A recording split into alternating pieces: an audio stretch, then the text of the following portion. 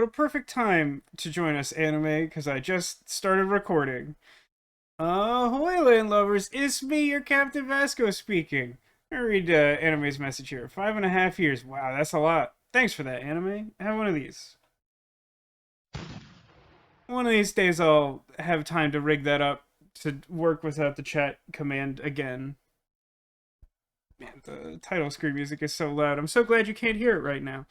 If you're watching this, it presumably means that you know what you're in for, because I don't know how you would have found this video, which is like part 17 in a multi-year series that's a sequel to a YouTube series in standard definition circa 2012 and a half or something. It's Strong Week, or it's about to be Strong Week. I know it doesn't make for a super clean or exciting explanation, but I don't really have the time to do much during the week in terms of like streaming or recording or anything in particular, because I work a full 40-hour work week, and also deal with like mental health issues that I'm currently struggling with, which we will hope does not impede our progress the way it did last year, but only time will tell. But Strong Week is, of course, a celebration of the time when Tekazurk and I finally completed playing Resonance of Fate, which we did like quasi-live in YouTube recording form back in the day. We'd played a lot of this game and then decided we would try to do a whole series of it for YouTube from the beginning without ever actually having beaten it. And it's not like an easy game. We learned a lot about how not to be extremely bad at it, but it's not the same as being able to beat it. We're a few years in from the release of the 4K/HD remake of Resonance of Fate, but I still haven't finished a full playthrough in this version. Last year we left off about halfway through chapter 14, maybe a little less, if I'm understanding the notes I'm consulting correctly. Which is to say that we beat the story mission and have all of the side quests for chapter 14 to do. And I think there's 16 chapters, I think. So, we got a little ways to go. Thankfully, we're not going straight into the story mission this time. I feel like that would be... this late in the game, I feel like doing so would be quite a... what's the opposite of a difficulty curve? It would be running into the cave wall that Wile E. Coyote had painted to trick the Roadrunner. Is more or less what that would be. But I won't keep you in any further suspense. There's still plenty to do. I don't suspect there will be enough time in this year's Strong Week to complete the game, but perhaps that will come to pass. We are at a point in the game where every chapter is going to take, several hours in its own right, so maybe if things go super well, we can count on something like that, but I wouldn't hold my breath. Unless you're some sort of alien who doesn't breathe. But let's get to it. It's Resonance of Fate. I tried to position the camera the same way it was last year, without really giving much thought to where it should actually exist on the screen. That's not of my concern. One thing I did notice, I consulted the last recording from last year just enough to know that the last thing I did before grumpily signing off for the year, which was just a great experience for everyone involved, is that I re-equipped everyone to maximize experience gain, which is somehow just hilarious to me, because just to peek behind the curtain a bit, I'm currently like actively dealing with some intense depression, and was doing so during this exact time frame last year. And there's, as far as I am aware, there's no common link between the two, but boy is that timing just so welcome and spectacular. But it did lead to some pretty bad feels towards the end there, dealing with the story mission and whatever the name of that turret boss is. Storm Turret? Something like that? It sucks. Oh, it did also remind me that this time last year I had that suspiciously dark apple juice that just suddenly the store had only the murky, like, mud-colored apple juice for some reason. That's a fun trivia fact. Alright, let's load up the game.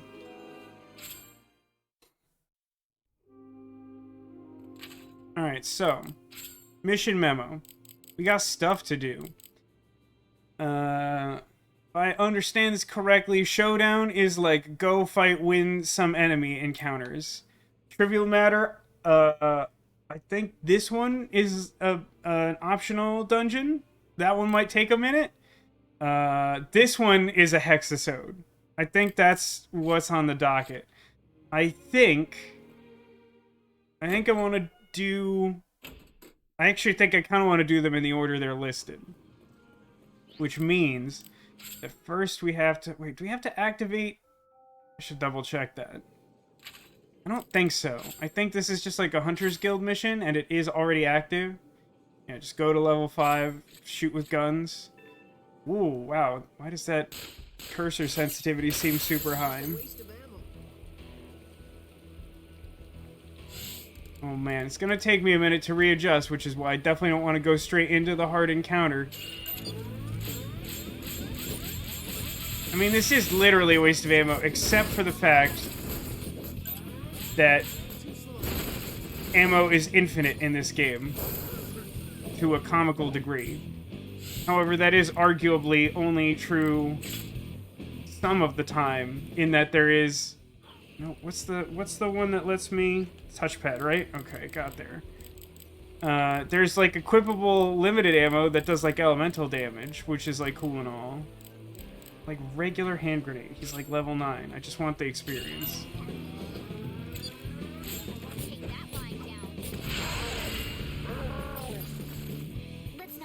Probably a waste of a grenade, but I always end up with, like, dozens of unused grenades at the end anyway. And they're most important for their delicious experience. Why does it feel like I inverted the controls? I don't know where my brain's at. I mean, it certainly doesn't help that I haven't played this game in a year, but that's a choice I made for myself, you know? Alright. Level, like, 30-something, they're still not that big a deal. I mean, I might as well take a chance to reacclimate myself to the system in the lowest stakes way possible.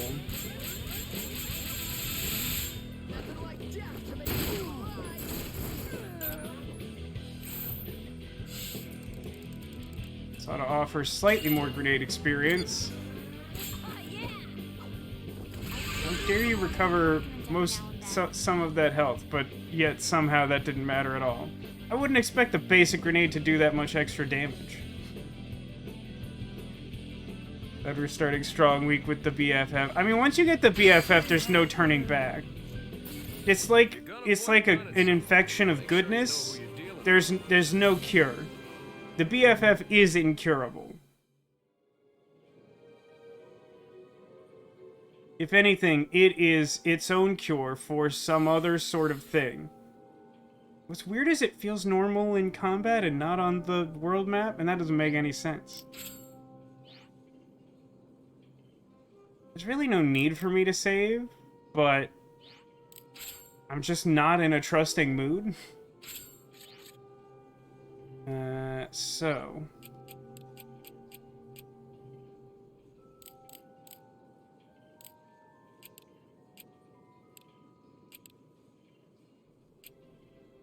the way to do this would be like... Ooh, do I have this one? Yeah, I guess I don't have to paint over it in that case. That's sort of what I was working toward. And then, I don't know, I got like 36 of these. Yeah, this one will cover all the spaces. Why not? I should have done that before the save.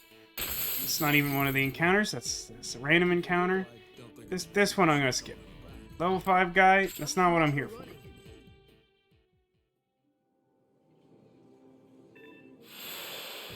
Alright, it begins. Weak but brave, I'll give him that. Is that a poison barrel? That's just rude. And there's like guys right next to me? That's like also pretty rude. I mean, they're not high level, but there's a lot of them. I definitely remember multiple encounters in this game of just like low to medium level, like shady thugs and fat gangsters and stuff that are like deceptively challenging in the sense that you're like, oh, they're a bunch of low level guys, but like they just like shoot through your health with their machine guns and stuff. It's still so weird you can actually read the names of anything. It's pretty weird. It's like one strict downgrade, I think, from the 4K version, is that the names aren't as good as the names you make up when your friend's television has like a weird discolored splotch exactly in the spot where the HP and names go. Red Straker, a stray cat, and got excited. Are there any canonical cats in this world? I mean, I assume they exist. But I don't think there's like a tiger boss or anything. There's like some sort of gangster that's named like something tiger. Pretty sure.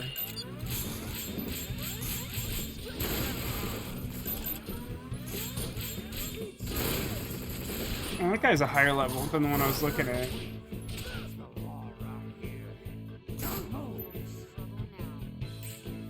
It's good that they did not choose to target this poison barrel that is like just super mean spirit bad. Alright, now a battle is going long enough I have to think about geometry. Kitty dog, who looks like neither but loves luxury meat. Yeah, I mean, the fact that kitty dog looks like neither feels like it also doesn't represent the feline genus or whatever. I'm not so good at knowing phylums and whatever. So I probably want to try and kill this guy. I could probably wait for Vacheron's turn, but I don't think I want it to.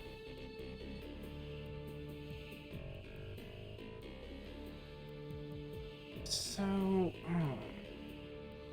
I think I have a vague idea of what I'm supposed to do, but I don't think I'll execute it correctly because it's been a while. We'll see what happens, though.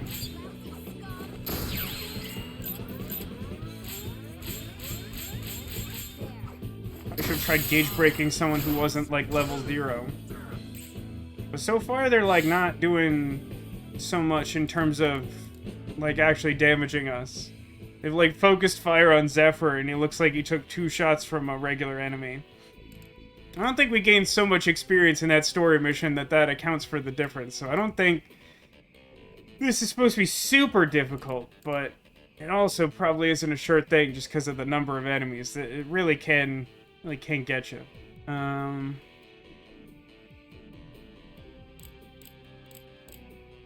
Get this guy who's targeting Vacheron, since I'm going to be getting close to there. So, I think what I want to do is, like...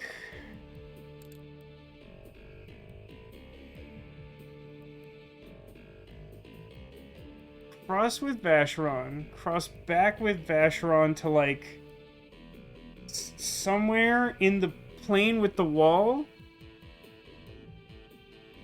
and then cross with Zephyr back to this corner, roughly. Then have Leanne cross. I don't need to do that much. Let me reevaluate when I'm on the other side of this. I'm pretty sure I want Vacheron to go, like, not quite straight, but pretty far.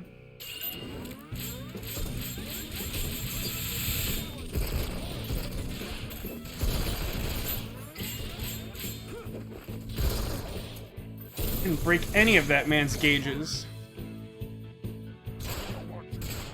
Everyone on this side of the room hates Vacheron more than everyone combined hates Zephyr, is what I've learned. Alright. So, I mean, I do, like, there's a lot of folks, so I probably do want to try and get a reasonably large number of resonance points to clear the room. Oh yeah, one of those tigers is in this room. Heavy tiger.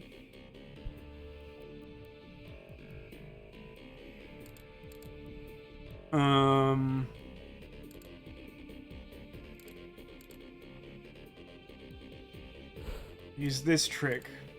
I think Cotillion showed me. The eagle vision my ancestors gave me, you know, all that.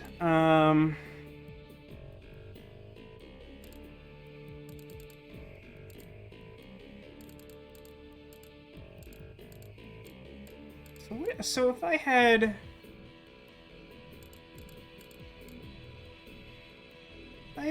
Vacheron go to there, you could have either one of them cross pretty easily.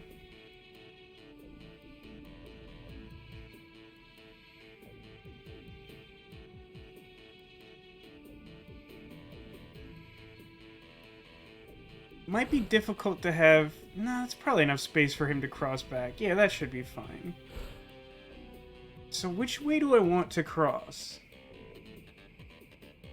I need Leanne to go to the right. Then Zephyr back, then Vacheron. I think that's what I want. And then I should target this guy who will be closest to Vacheron's position, who wants to target him.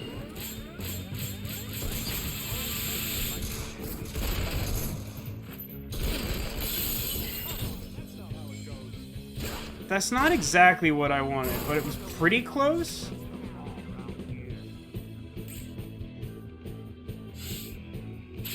It's gonna be a problem for him to get back, because he, like, fell.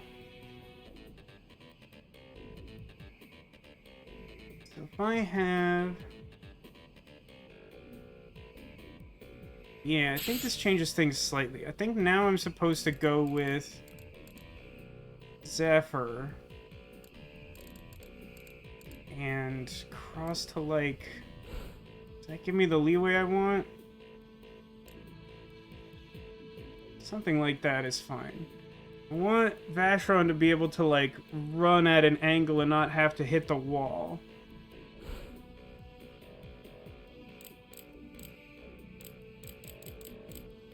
See if I can stun shot this guy who's, like, trying to shoot Vacheron still. Why do they hate him so much? What did he do?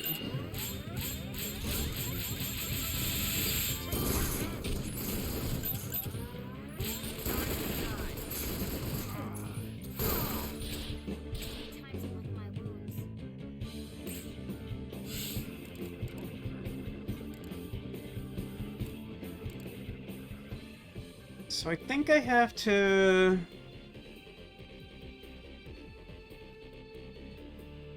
Could technically triangle here. I think is pretty weak. Hey, Miss Toasty, welcome to the stream. You haven't missed much. We're in our first real fight here.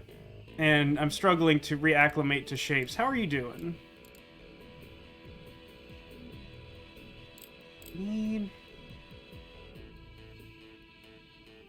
Need to take this guy out? I want to take him out. What's my position? Like, I think I'm supposed to cross and then cross back with Leanne. And when I cross back, I need to leave enough angle for Vacheron to angle, like I was saying earlier, because he sort of fell off the wall into his current position, so he can't jump over it. So, like, this is probably fine.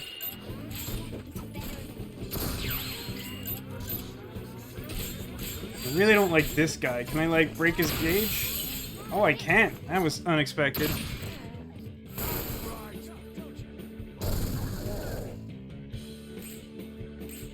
Alright, we're managing damage pretty well so far.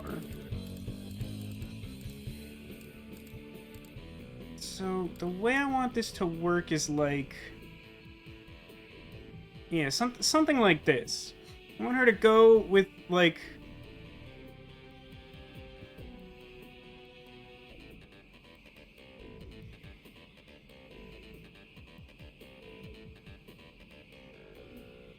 I'm having trouble picturing the last step of this. Like, I want Leanne to cross, and then I want Vacheron to cross at, like, a slight angle. And then I need to have Zephyr do, like, a really stupid throwaway hero action, and then cross, and then hopefully kill everyone in the room. Oh, welcome, Demolition. Sounds like a nice dinner. Hope you're doing well. Still targeting this guy. Still targeting this same guy. I think this angle's okay.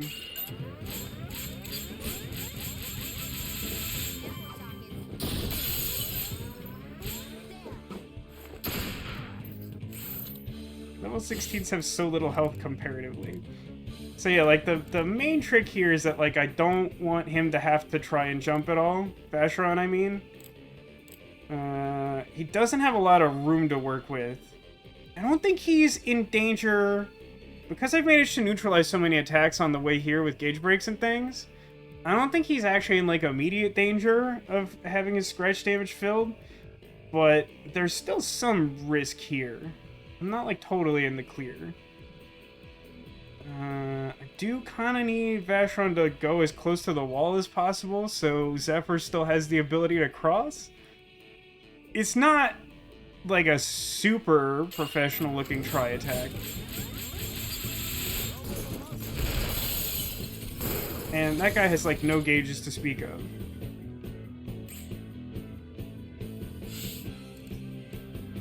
So, like, yeah, this sort of looks like this. And then I need Vacheron to survive, like, one more action.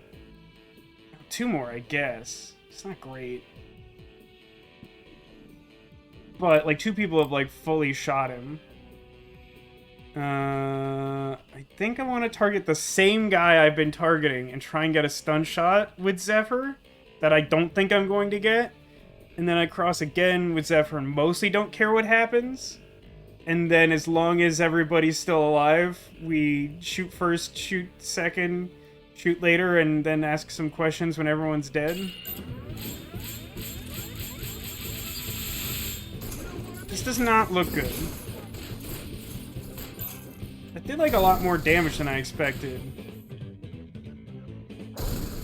But this is the damage I'm worried about.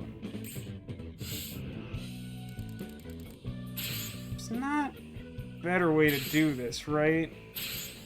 No, like, definitely not. All the other ways of doing it are bad.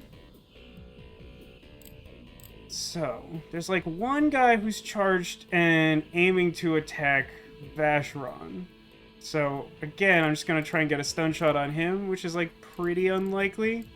But this is the last hurdle we have to clear, and then we'll have, like, 10 resonance points, which is, like, excessive, sort of, probably.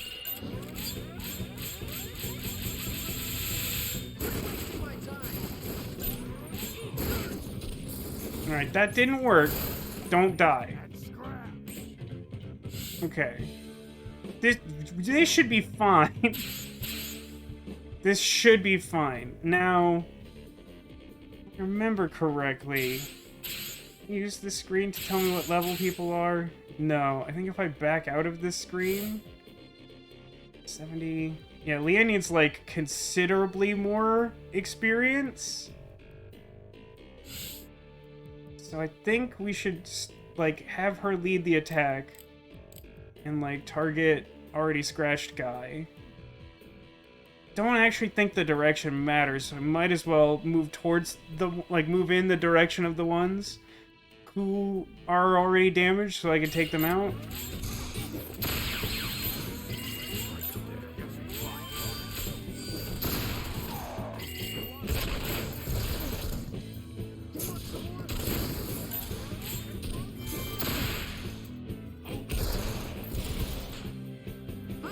Probably did that a little too early. If I'd waited like a second, probably would have been enough shots charged to take him out. But I'm not ending with direct damage, so I still kind of have to fire one of these off.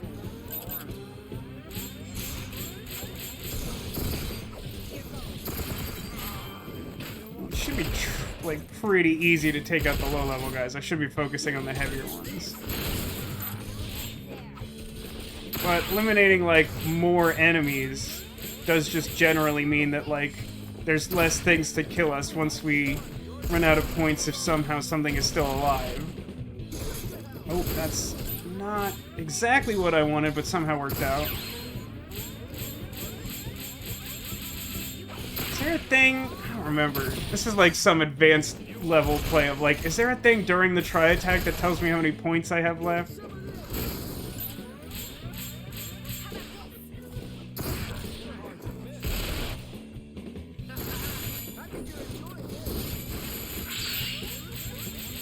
Well, not what I wanted, but, like, pretty funny, right?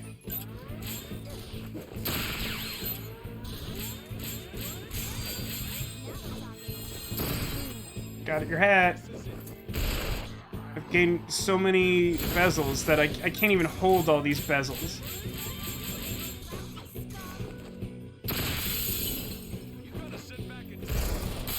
Everybody jump! Oh no. Oh, it's fine. It's still counted him as airborne. That's what I really needed.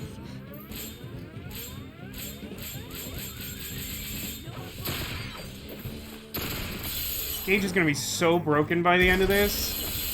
Yeah, look how broken that gauge is. Poor sap.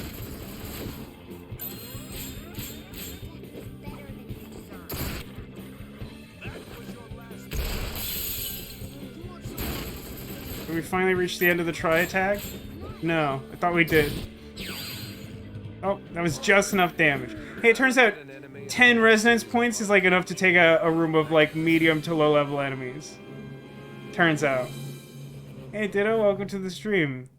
It's Strong Week in spirit in that Strong Week itself starts on Monday, but because I can't really stream during the week, I sort of have a tendency to do the before and after. Oh my god, it's so difficult to think. How you doing, Ditto? That's one down of the 4 of these, which is like the easy part of this chapter. Yeah, and of course it's like very much the same room. I don't know why they do this. This makes sense at lower levels where you're still like learning the game, and I think at the lower levels there tends to be like what seems like more variation in the position of the folks. So like it feels like you have to try things a little differently each time. Usually at higher levels there's only like one of the 4 encounters that's like different. So you do the same thing 3 times and it can be kind of tedious like this is about to be. Thank you for the bits, Miss Toasty, much appreciated. It says, good news, slept through a migraine with tons of meds. Bad news, also slept through most of dinner prep because of same meds.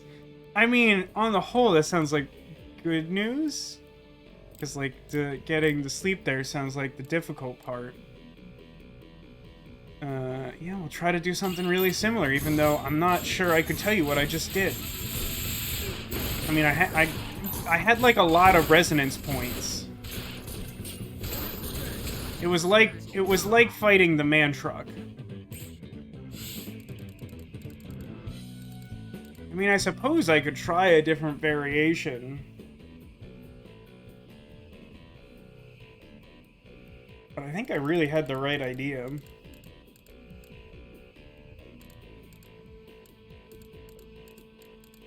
Fan out a little more. I don't know if that actually helps or just seems like it would help.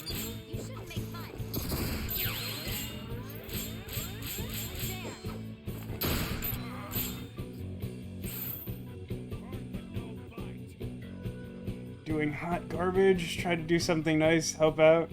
Now you're on first and final warning to get fired. Whoa! Ditto, whoa!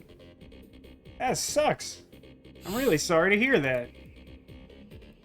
It is shocking how frequently, like, managers and people in positions of power, like, misunderstand just everything about other people's jobs. Like, that's really horrible. You should not have to deal with that.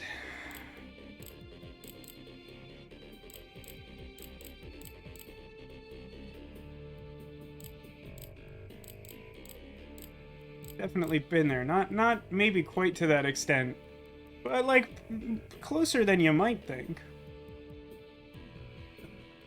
Yeah, I mean, this is what I did last time. I think it's still correct. Just like break this guy's gauge, maybe? I don't honestly remember if we did. I feel like we failed to do it last time, which we appear to have done again. Okay, that went like a lot worse than last time. Is there something for me to do about that? Oh, it seems like part of that is because everyone managed to unload on him, which I don't think they did last time. I feel like their targeting was a lot more splintered and only some of them fired at them. For whatever reason, this time, they like all fired at him all at once. Which, like, in a twisted way is like not the worst, because even though he took a bunch of damage, means I should take them a while to reload. It does potentially also mean I shouldn't try to go full 10 resonance points and instead set up for something more sensible, during which time Vashron can do a bunch of damage and then gain health back, because bullets have lifelink, as we all know. As all of us who specifically sit in the Venn diagram crossover between Magic the Gathering and Resonance of Fate understand that bullets have lifelink. Approximately a lot of damage. I feel like I feel like my assessment was pretty specific, but like it is an approximation at the end of the day, Ditto, yeah. Okay,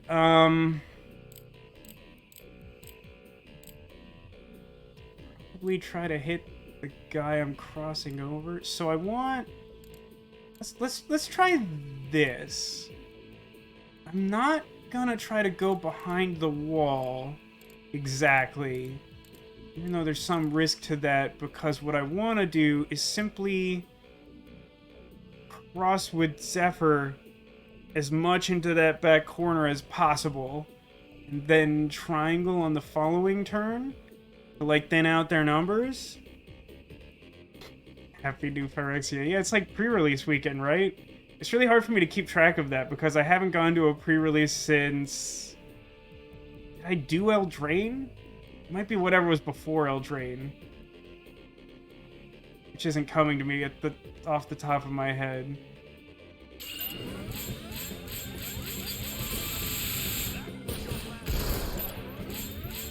That's not good. I really wanted that to go good. Okay, that was alright. Oh, I don't like that I can't go very much beyond that line. That seems bad. Tell you what, something like this is probably my best bet. And then we're sure gonna try and stun shot this fellow, and it's like probably not gonna happen. We're gonna try it.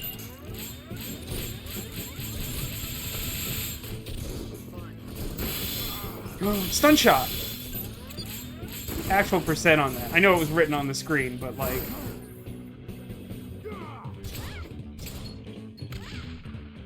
in the scheme of things, that went not good. I thought it went long enough that I thought we got away without Vashron being taken out, and then he did. It was like, no, that wasn't very good. It's not what I wanted. So, that being the case, does that change the math? It should change the math somehow. I mean, it should make me want to, like, move my guys. Hey, give me a second. This is a little wonky. Let me move you up like a small amount. Maybe a little further. You can't see it now, but, like, it's overlapping with the camera. Haggis, thank you for the 62-month resub. 7 months remain. Nice. Hope you're keeping warm on our Arctic voyage, Captain. I mean... It's relatively warm here. You know, Southern California and all that. I appreciate the sentiment. I didn't realize the full extent of how harsh the weather had been further east until, like, this week, I think. I don't know if it accelerated this week, but I feel like I've heard more and more reports of how bad it is as this week has gone on. I hope you're holding in there. Maybe better than Vashron. He's not doing great. He's doing a little more like I'm doing, emotionally speaking. Hope you're keeping cold in the never-ending summer. It's rough, cause like it like, I mean, it's probably not as bad as what people who are dealing with the cold right now are dealing with, but like, it is frustrating to me how bad the air conditioning unit that's like built into my apartment is. Cause like even now, when like it doesn't get that hot, like if I turn on the oven to cook something in like the afternoon, like today, like, you know, it sort of spikes the internal temperature. And if I turn on the air conditioner, it kind of just makes loud, horrible noise. It doesn't like really cool is the important part of that analysis. It kind of just like makes loud.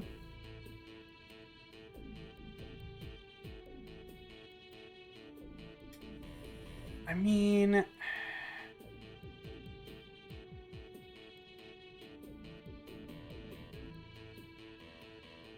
I honestly think the correct thing to do... Oh no, I thought I had crossed with everyone. Huh. So what if I have Leanne, like, cross and try to, like, magnet as many, like, bezel shards as possible, while also killing this guy, hopefully? I don't know if the second the clock starts, he's gonna absorb them and have full health. I'm not totally clear on how those mechanics work. But if I can manage to do that, I think we'll be in okay shape for her to cross back. And then, like, it won't be a great triangle, but it'll be, like, an okay triangle.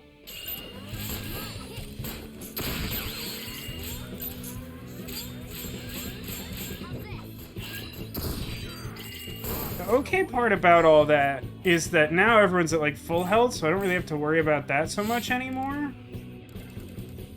I think the thing to do... I want to cross with Leanne. Something like this. So I at least have the option to cross with Vacheron again. I don't know if that's good. How likely do I think, to do that? I mean, at this point, I'm not, like, super duper concerned about them picking up bezel shards. Because, like, none of them are particularly damaged the way I'm doing the fight. So, like, maybe I just, like, commit to waiting another turn to actually, like, fire off the tri-attack. And doing so won't be as effective as last time. It'll probably kill most, but not all of them. Unless I, like, secretly had, like, 3 or 4 extra resonance points left over last time. But I don't think I had that much extra going on. And then I should... And, like... I already got some bezel shards. I'm gonna try and stun this idiot. He's, like, definitely targeting Vacheron.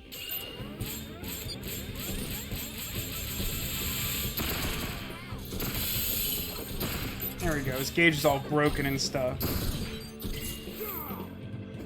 Yeah, it's not, like, again, it's not super warm here, but here's the thing you have to remember, is that, like, the walls of my apartment are, like, strangely, like, window heavy, which means that my apartment is, like, greenhouse, like, effective. So, like, when it's, like, nice out, it's usually, like, anywhere from, like, 3 to 10 degrees warmer in here than it is outside. So, like, when it's a little too cold outside, my apartment is perfect. When it's, like, nice outside, it's a little too warm in here. And again, like, for one, I'm just complaining because I'm prone to complaining and also just mentally in a bad place. I'm not trying to say that my situation is worse than what you got going on, by any means. Want to be clear about that. But, I'm specifically talking about, like, when I have my, like, 400-something degree oven on at, like, peak afternoon temperatures in my greenhouse apartment. That's what I'm talking about. So, like, I could cross again. I don't really need to cross again. I think if I do this and, like, maximize the space between the 3 of them, I should be, like, pretty good to go next turn. Yeah, I definitely feel that way, Haggis. I would prefer to be a little too cold than a little too hot. And that's always been true, so of course I moved to Southern California, where I would never experience that and only know the loudest, most ineffective air conditioning unit for, like, cooling not even a particularly large space. Like, that's my lot in life. I don't know how much it matters who I target. I'm gonna target the same one because he's the one targeting Vash. I mean, I guess Zephyr's in greater danger now. I guess I'll target the high-level guy targeting Zephyr that's close to where I'm landing. Have a better shot of breaking his gauge, I guess. And then we're gonna try attack.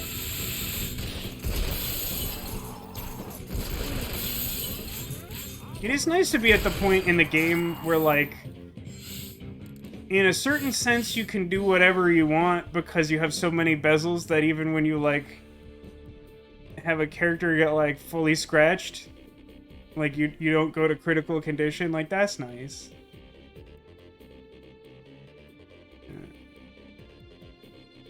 But it's like, old room at your dad's place was mostly murder window and heating.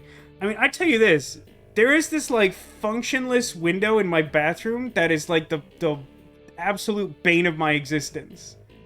It is somehow, like, perfectly positioned to act as some sort of, like, laser lens to create, like Venusaur's solar beam in the afternoon. Like, just the way that the sun is positioned in this part of the country at that time of day, it's like, got it. If you don't, like, close off the bathroom from the rest of the apartment, like, the whole apartment increases, like, 3 or 4 degrees Fahrenheit. Why? I don't know. Let's try and take out the big ones. And let's start by... Yeah, let's start by targeting one that's, like, close to where Zephyr is, so that he will scratch them, and that by the time the others are in range to hit him, like, it won't matter so much that they're not doing a lot of, like, direct damage. That's what I want to do, because this guy's a little out of the way. If I target the ones in the middle later, like, they'll be in range of everyone. I want to start with this guy.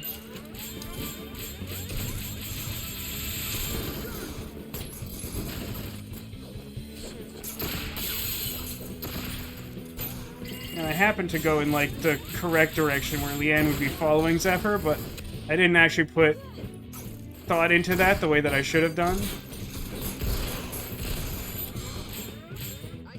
A little annoyed that guy's hanging on, but he should be dead now. Yeah, let's target this one. That seems fine. Oh, he's, like, pretty full. What a ridiculous game this is. I really, like, I've said it many times, but I really would love to, like, know what the pitch for this game was like. Like, someone with money had to be sold on this. And, like, did they explain any of the systems, or did they just go, like, there's gonna be, like, a lot of jumping and guns, and it's gonna look, like, pretty cool, I promise. You know, like, will the story make sense? Do you want it to make sense? No, I don't particularly like spending any time thinking about the story. Oh, then, nah, it's not gonna make any sense at all. In fact, we'll hide some of the critical plot information in, like, supplemental materials that we won't translate if we ever port this game to the West. So, like, they'll have even less idea as to what's going on. Oh, that sounds perfect.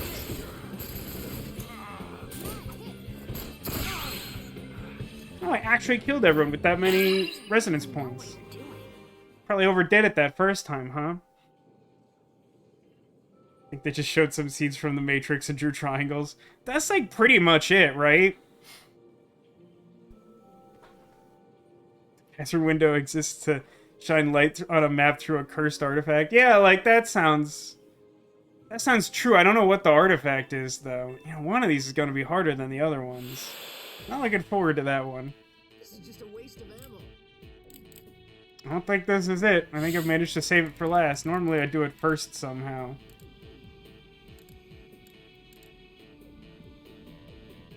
So that time I had 8 resonance points when all is said and done.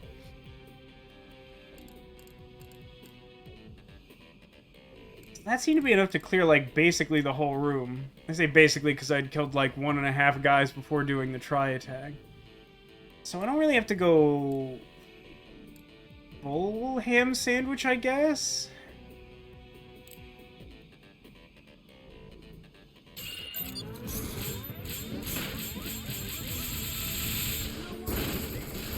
There's so much scratch damage.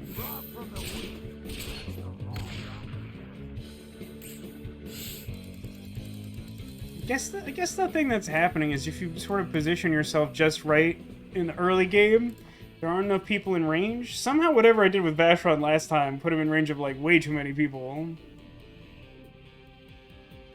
So we could try something different again, knowing that we don't have to target quite so many points. They're not super high level. I could do this and then cross with Vacheron and then like kind of do whatever I want from there. So I'll regroup after this turn, I guess.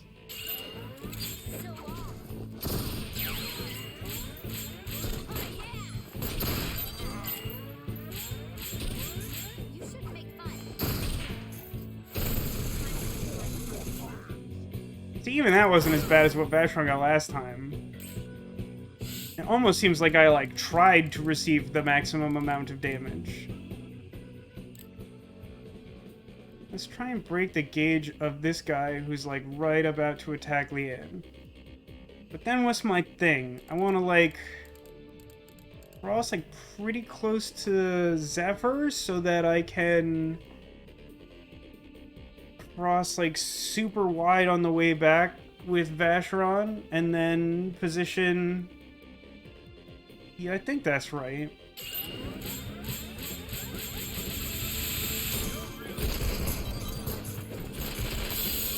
I think I've kind of split their attention. It seems like now most of the ones that were like looking at Leanne are looking at Vacheron, which is like, again, I think that's actually good for me.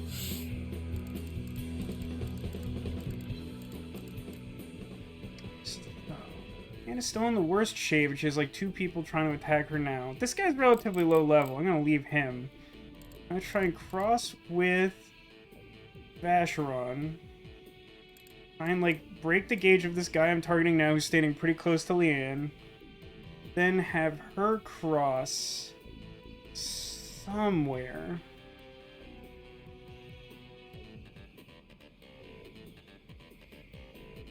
And then have question marks profit, more or less? What does that mean? I go there. I mean, she can go basically anywhere because she's basically standing on the resonance line, whatever the actual name for that thing is. The line drawn by your 2 teammates. But I need Zephyr to be able to go after that before she can move again.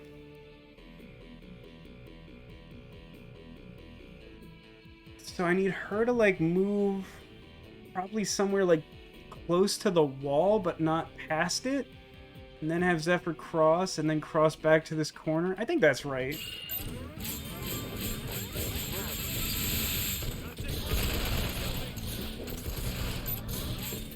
Well, that didn't work.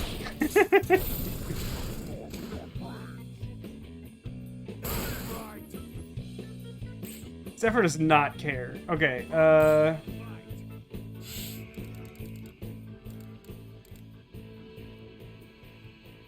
this guy just shoot Leanne? How is he already, like, charged and ready to attack her again?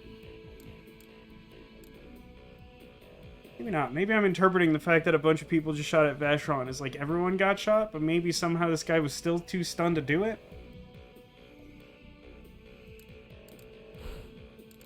I want, like, something like that.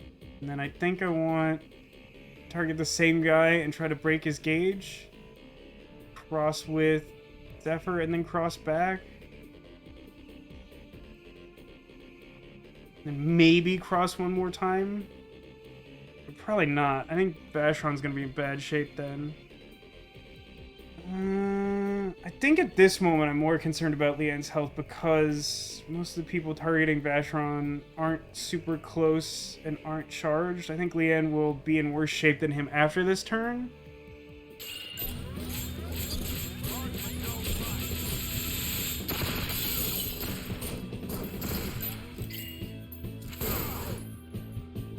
No, that wasn't so bad. Alright, so now we find our... This one guy just really hates Zephyr, like, a lot.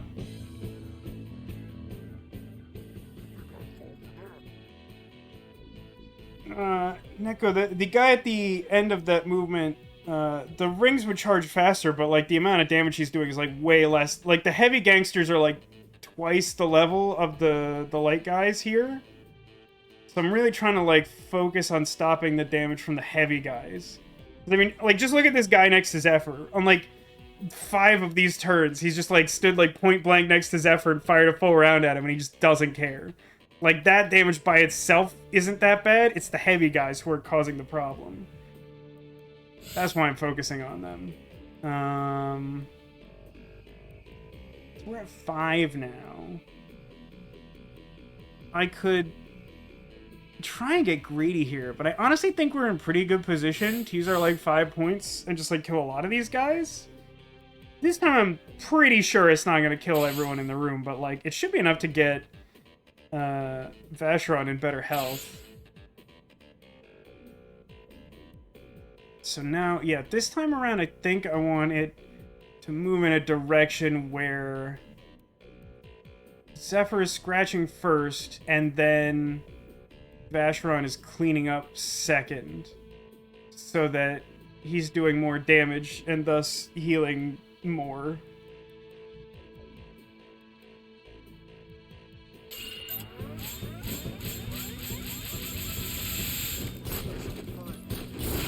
It's kind of awkward timing, but I still feel like I wanted that guy dead. Wait, wasn't I running in such a way that that shouldn't have happened?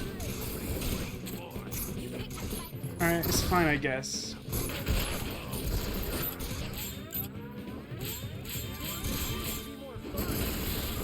Auto-target just, like, really wants me to just, like, pick off the little guys, which I don't especially want to do.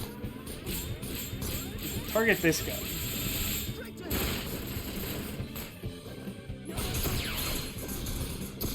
I should just be, like, skipping Leanne's turn, to be honest. I'm not doing it because I have a lot of concerns that I'll screw it up, as I don't do that very often.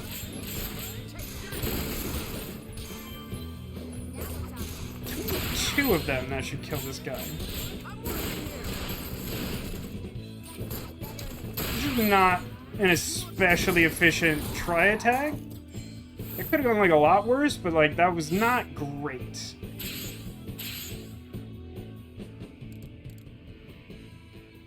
Like, everyone's all ready to shoot after that. So... I mean, Vacheron's still not in great shape because of the way that worked out. I have two main options here. I could try and just, like, shoot apart this guy who's closest to Leanne, who's relatively low level. It's not extremely likely, but it's very possible, I think. Or I could try to focus fire at this guy who's, like, pretty close to where I want Leanne to be, and is targeting Vacheron, which I would like him not to do.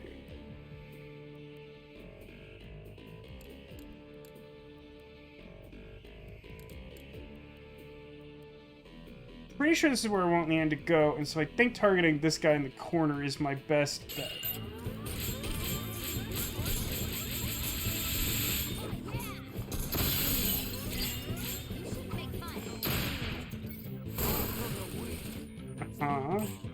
Oh, that didn't go nearly as badly as I thought that would. Alright, so that being the case...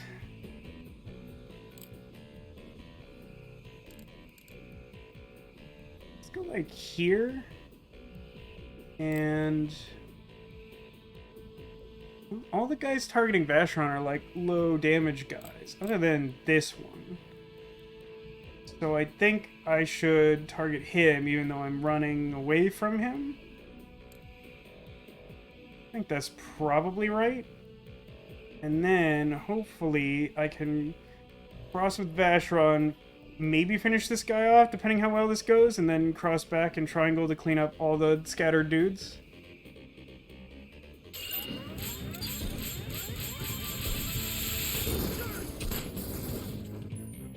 And that went better than expected.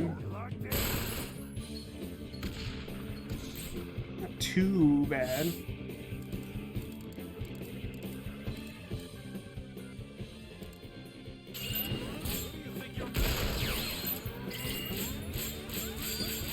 Yeah, sure. Break his gauge. Look how broken that gauge is. You should take better care of that gauge. It's not quite enough.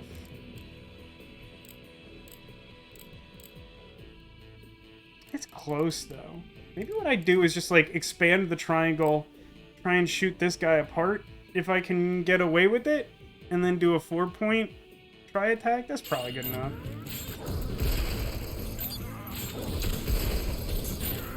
I think I can do this.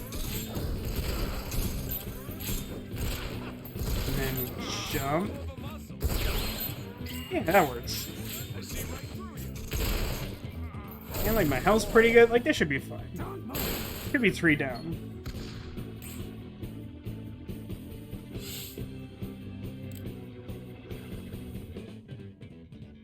And we're still in a position where like Leanne is much lower level, so we should do it this direction. I really thought I had it set up the other way last time, but I must have goofed something. And we'll target Heavy Tiger first, and then we should just be fine from here, I think.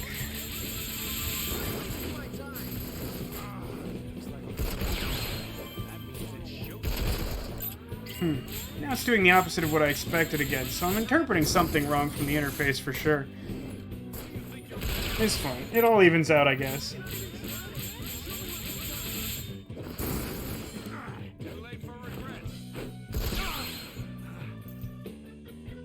Not bad for a job.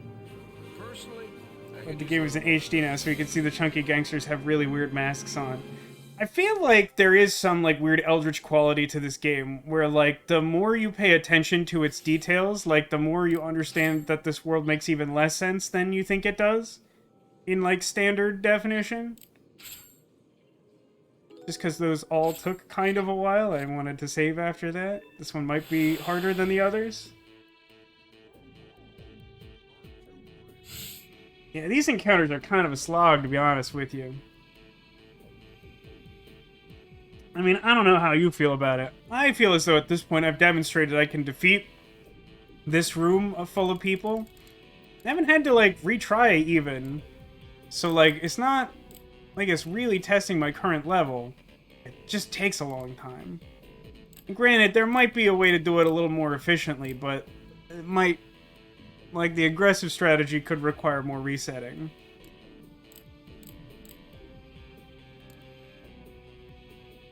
Let's just do this.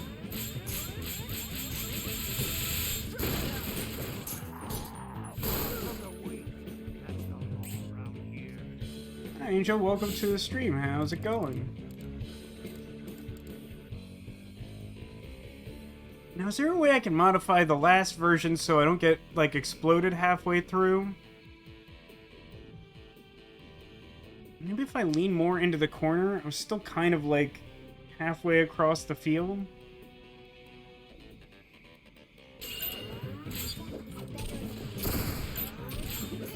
Shoot this guy apart. Don't know why he has, like, some not scratched health.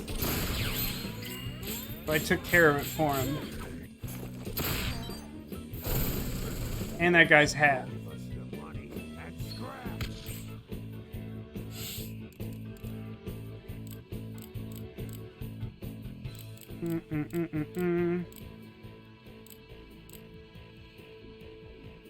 I was just trying to target Leanne because I'm not awake enough at 7 p.m. on a Friday.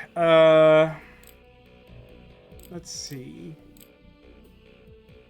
Mine's like targeting all weird. These targeting choices seem strange to me. I think what I want to do is... I guess I want to try and break the gauge of the heavy guy who's targeting Vacheron and will be relatively close to him. I think that makes the most sense.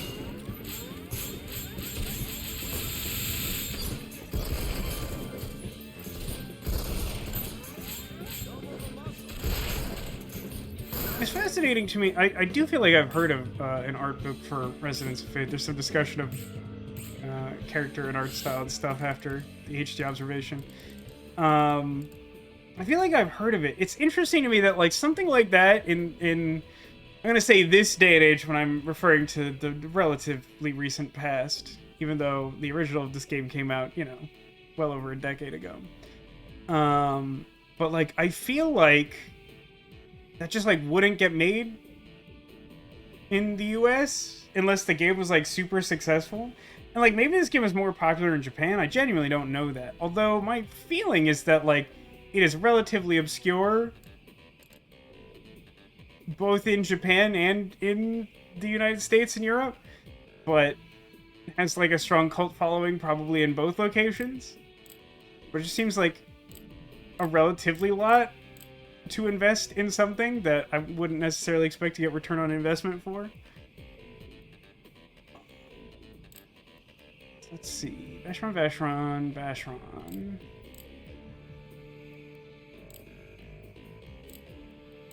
It's like two heavy guys trying to target Vacheron. Both close together, both kind of near where he's landing. One of them's like already ready to shoot. I moved a little further away. Did that help?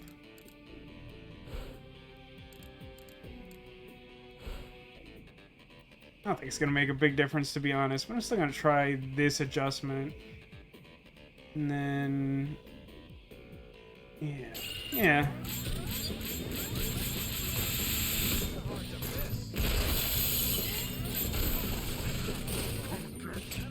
What? I mean, this is mostly fine. What was the interaction there that caused me to fall? Was it colliding with the hitbox of this guy who I'm like barely standing next to after landing? That seems weird. Like it says, apparently it sold, quote, pretty well for a new IP in Japan. I mean, that's like a pretty hard statement to evaluate. But I'm willing to go with it.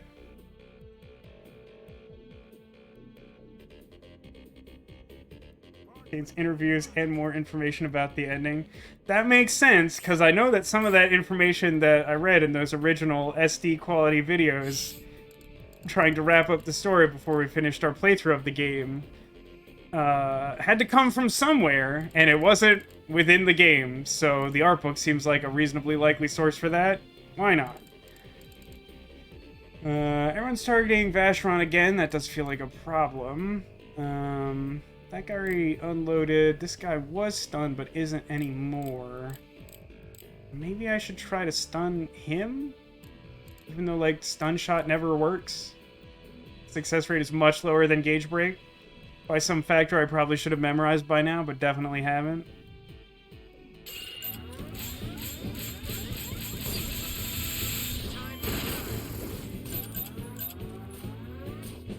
Not what I wanted.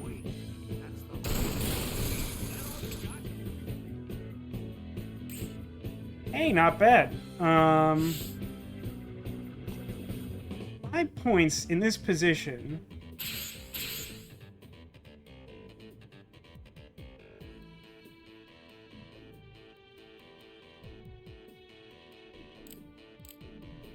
I think I like the sound of that. I'm gonna take out this guy who's already scratched, starting with Vacheron, which will hopefully be enough to buffer him no matter what the final result of this 5-point tri-attack is.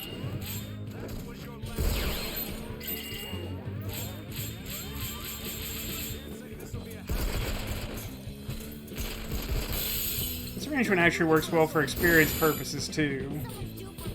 This means that Leanne is blasting off the scratch damage, and she's the one who needs to help more.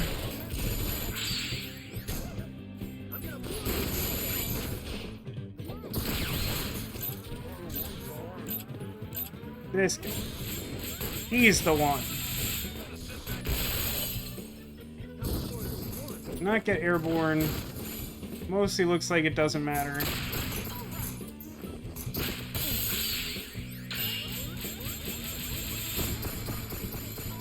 I didn't actually want that, but it's so hard for me to resist. Like a bonus shot.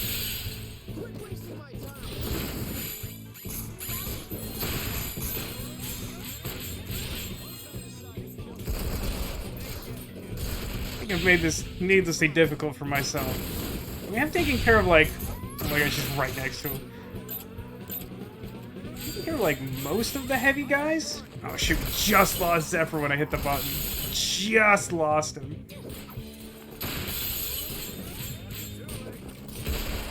And I think I just lost the end there. That's fine, though. I think we're in fine shape.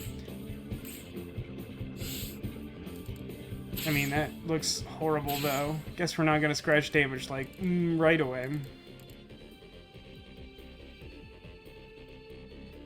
Yeah, we have, like, one heavy gunner left. Like, honestly, with this configuration, I feel like I could kind of just, like, walk around and leisurely kill them if I wanted to. I do intend to take out the last chunky gangster and then just take out the rest, but we should probably be fine from here. Do it like this. Oh, good thing your gauge isn't broken. Or is it? Oh no. Broke again, huh?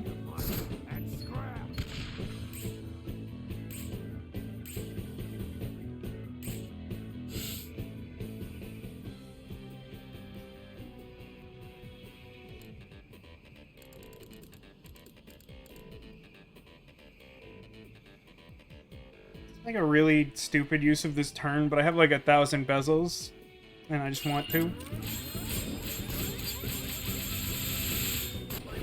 I actually think I'd get all the way to like my maximum level of scratch charge there. It's not enough to finish him at this range with the bullet focus issues, but still pretty good. So we'll clear all that damage. And then we'll try to break his gauge. And then Vashron will cross back, and then we'll triangle. But yeah, like these low-level guys just like don't do that much damage. I mean, even when they're like teaming up on Leanne, it's like one shot from like the heavy guys. They're the big issue. So like once they're out of the way, like the rest of it just doesn't matter.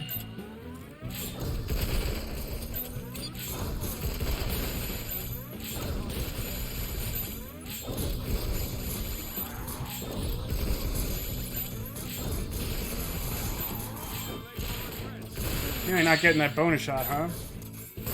Really not. Okay. I don't think any of the directional cues matter at all. Let's do that same thing from before, where I wanted to go like this. It's really bad for finishing off the chunky guy first, but frankly, if we just kill everyone else, it doesn't really matter. We'll target the one that makes the most sense for where we're starting from. And it'll be good.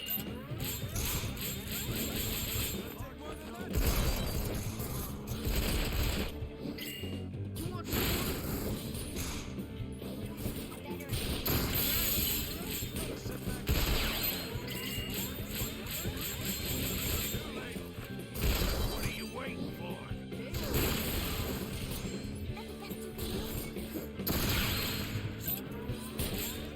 Sure, auto-target, do whatever you want.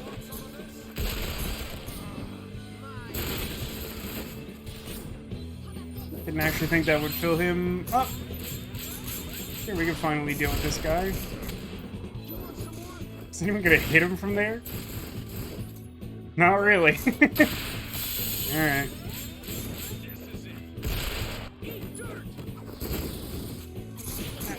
Do it! Zephyr? No, I didn't.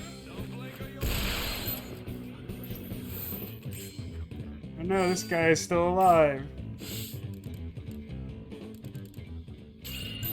Intimidation run?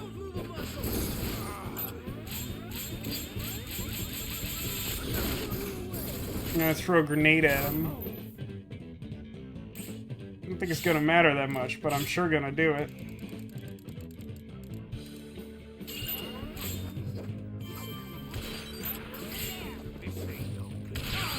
I hate that, like, a hat will completely block the explosion from the grenade. Just one of those hashtag resonance of physics problems. Seriously, man. Imagine trying to be, like, a physics teacher in this world.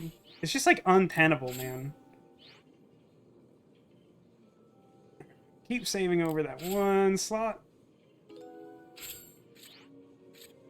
And now, the next thing to do is go to Chandelier, it should be. Need to go to Chandelier. Just the exit. Ah, that's a bummer. Leader, you say? Well, I must. Mask Raider. Isn't that the name of a Yu-Gi-Oh monster that draws a card when it deals direct damage to your opponent?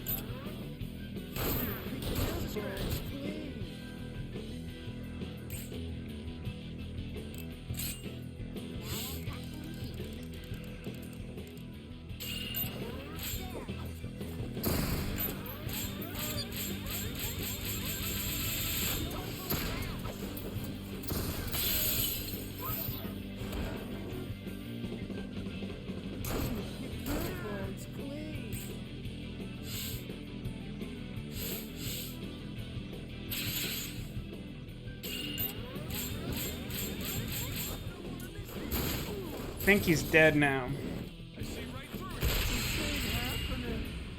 it. This was not This their ragdoll's lucky- so hard.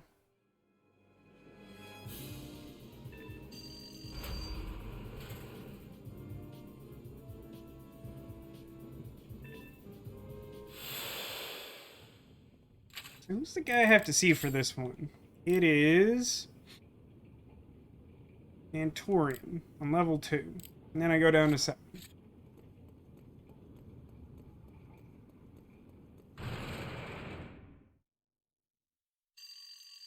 Elevator cutscene. Very important. We must watch it. Very good.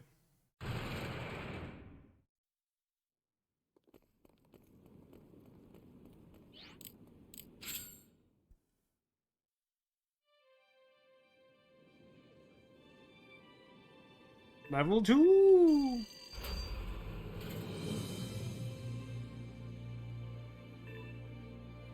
They probably should have hexed this area more by now.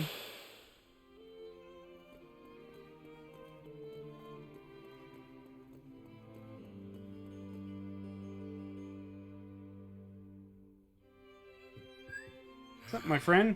There is no worse enemy than being unprepared.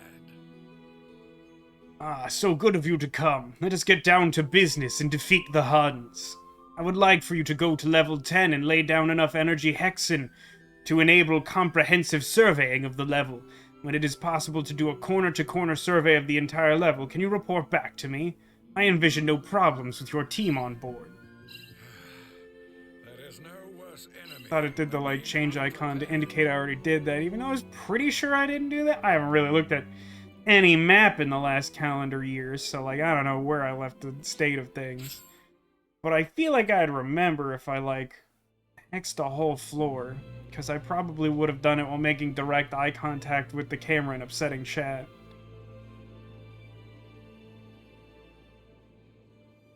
Three. Confused myself by reorientating. It is night now. I don't actually know how anyone feels about hexasodes, but I just assume that people hate them. I think they made Tech upset. It's really like the mildest thing you can do. Like, there's probably not even combat involved while you're doing it. We're down to 7 now. Don't feel sorry for them. They asked for it. No way. Guess we got careless.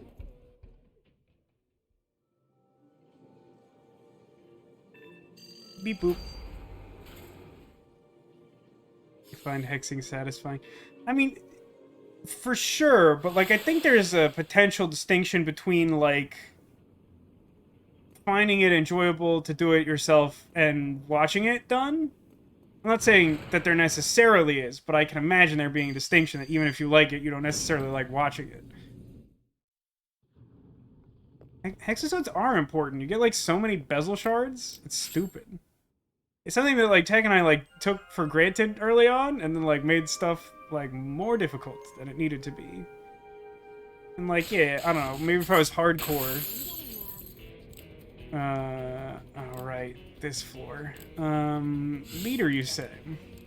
Maybe if I was hardcore, I'd be like, oh, I only need like 6 bezels to beat the game in like 3 hours or something. But like, nah, that's not me. You see me complain about, like, unbelievably banal video game challenges. That person is not me. What level are you, 19? I'm not gonna waste a useless grenade on you. I should, but I won't do it. I have 1 regular grenade left now. Need to get to Cranktown. Which is not a euphemism. Nor is the Crank Seminary. It's very literal. Stop. Don't. Hi. I lost a book. Pharmacology Volume 6 in the Grand Idée Mines. If you happen to come across my library book, Lost in a mine filled with monsters wielding weapons. Could you just bring it back? Why were you reading the book there? I mean, I know you have to make you have to suspend a lot of disbelief to spend any amount of time in this world, but, like, why were you doing that?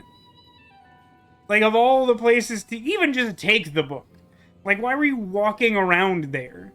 Especially if you don't feel as though you are capable of handling yourself well enough to return there on your own. Like, what were you doing?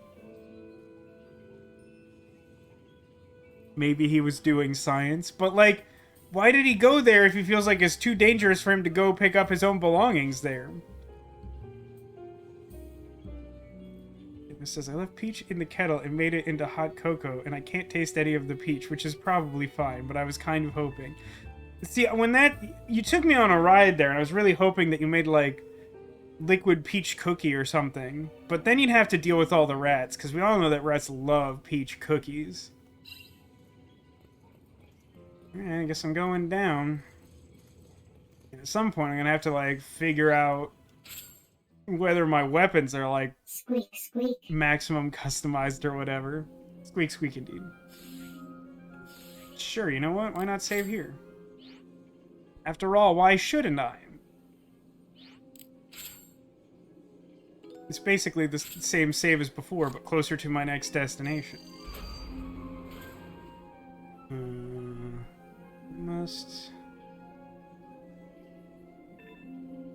I must keep descending. Then I need the core lift.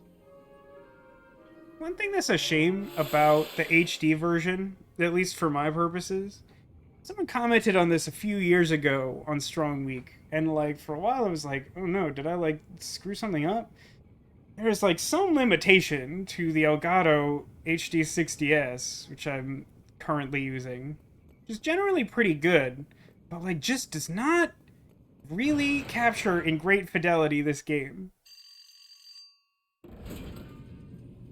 And I don't even know where I would go to try and change settings to improve it.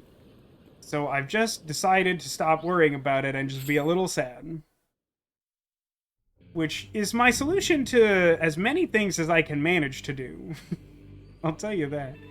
There's a lot of, like, red squares around. Might need to do, like, red square situation.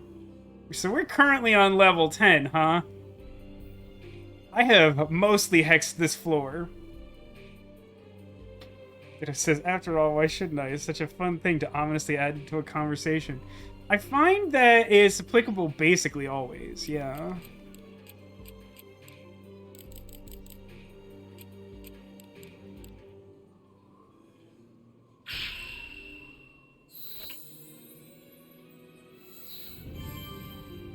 There's some benefit I don't quite remember.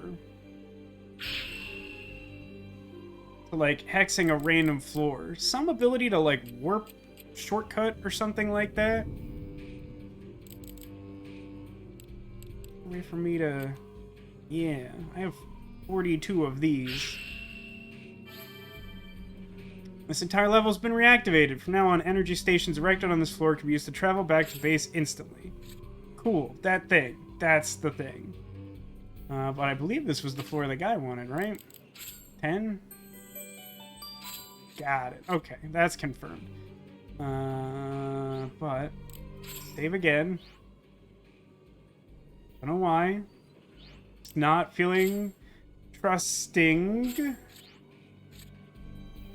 Now we shall descend. I believe this is the direction I would like to go. Need to find Grand Ide Mines. Think I have to go this way for it.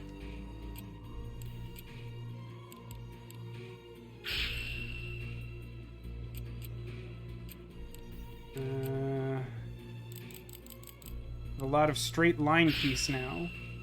For some reason. For no reason at all. Like, normally I don't have very many of these. There's not, like, a whole lot to hex here, so I figure I might as well just do it while I'm in the hex screen. Dog droppings. Everyone's favorite weapon that, like, definitely does something and isn't completely useless. You're away. Not really, huh? What's my next best one? This also won't do it, right? For similar reasons? Okay. It's probably as good as that's getting. Close enough.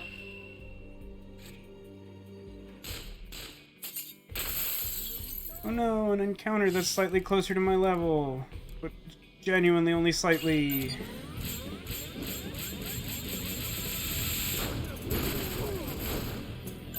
Alright, this guy has like no limbs and like a ton of health.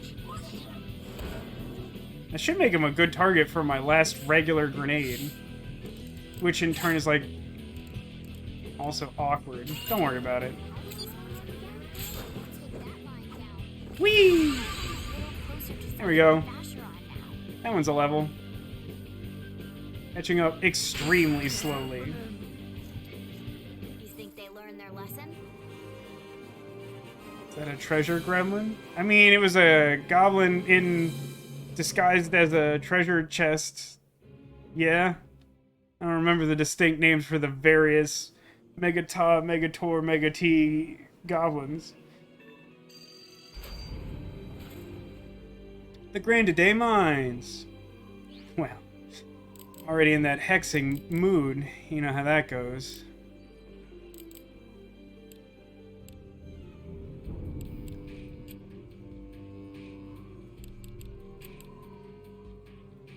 I don't know where to start here.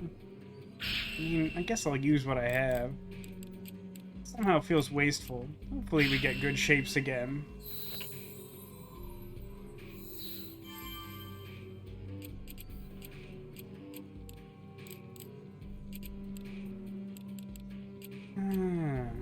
Got 10 of these. Like 40 of these folks.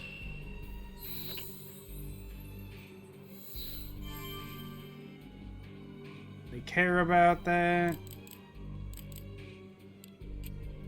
Ah, good. The shape I want. As opposed to not that. The alternative here. We have another...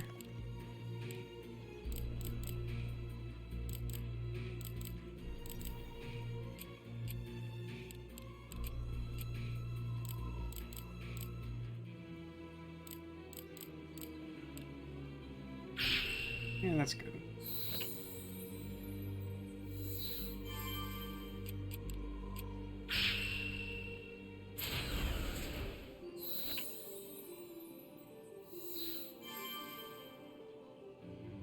Percussive rounds? Did I read that correctly? That sounds fictional.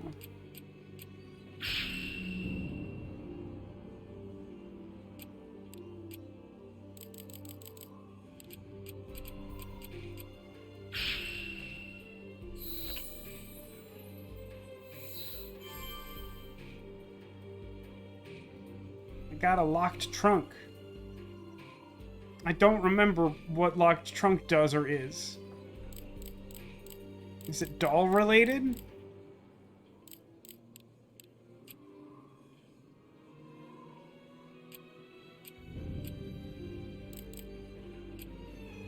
Probably better.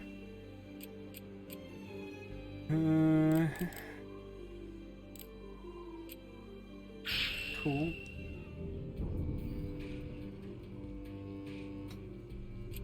Gremlin was a super rare thing that can drop super rare items.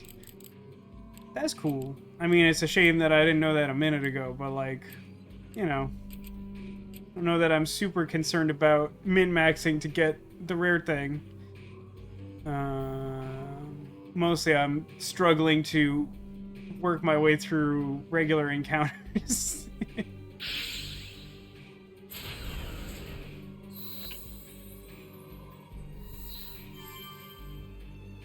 Hey, Bizzle Shard.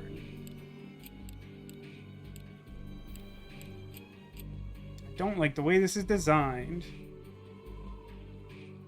Only around during... Wait, what? Pressure mimics and they drop rare shards. They're only around during chapters 5 and 6. But we're on chapter 14. That can't be right. You sure it's not something that looks really similar? There's a lot of really similar looking gremlin folks. I mean...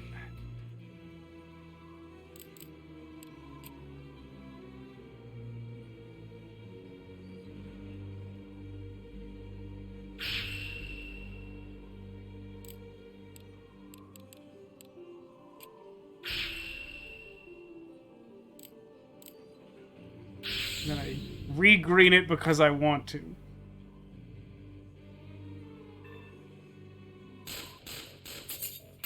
want me on offense or defense? Leanne goes both ways. Good to know. Hey, save it, why don't you? I wonder if that dialogue exchange exists in Japanese or if they vamped those when doing the Western voice lines.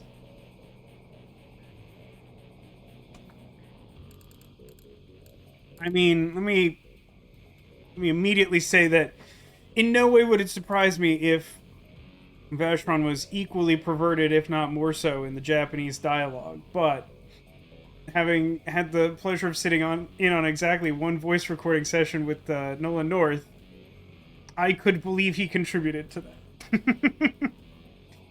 that.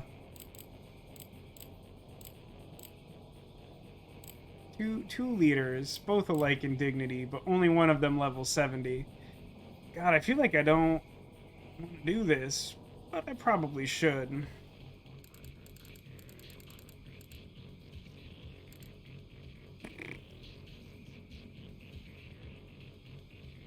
It was golden mimic, it drops rare metal shards. But fancier meat. Wait, why but fancier meat? Shouldn't it be and fancier meat? Rare metal shards are quite rare. Here's Chandelier, where we lay our seed. I feel like there's definitely like a Romeo and Juliet equivalent story in the Sky Town of Basel, you know?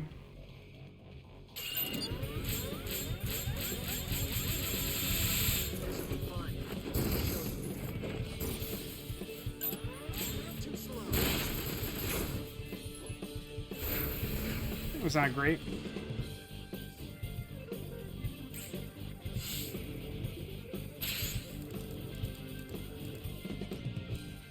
Alright, your body is a shield, Vashron. Stop this juggernaut. No worries, Nego. I apologize if they came off harsh. I was just like... I was trying to understand the logic of the trade-off. It's like, it has a rare item, but also a rare item. It's just probably me being awful. Let's just shoot it, I don't know. Oh, yeah, I kinda didn't switch you back to gun, huh? It's fine, we weren't gonna get a lot done with that hero action. I'm just flexing. You'll never know what hit him.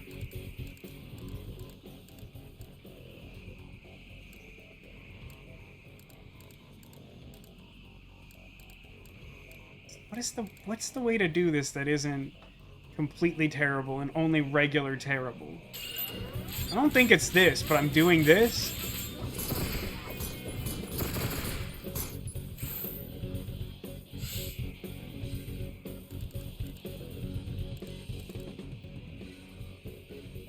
Okay, 4 means everyone's gone and then Leanne went again.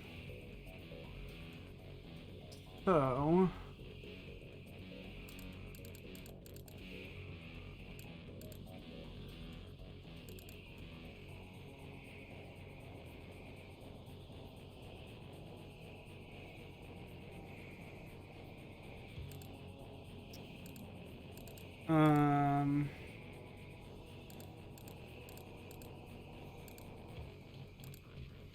lure it down the ramp by gradually moving everyone over there. Does that work? I wonder.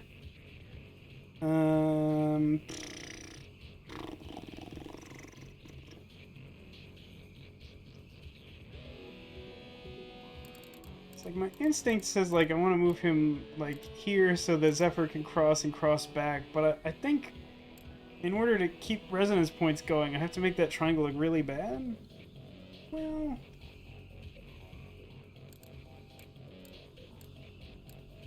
it's not good. It might work. It's not good.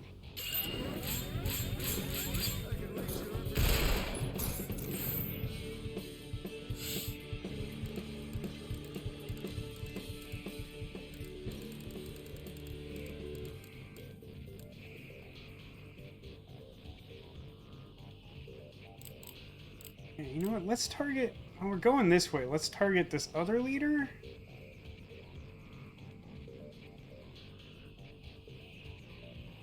No, this thing doesn't actually have that much health, right? Like, look how much damage I've already done. It's probably fine to keep targeting it. Even though I'm, like, excessively trying to set up to attack this one. I mean, the others are struggling so hard to get, like, a line of sight on me. I feel like it's working out.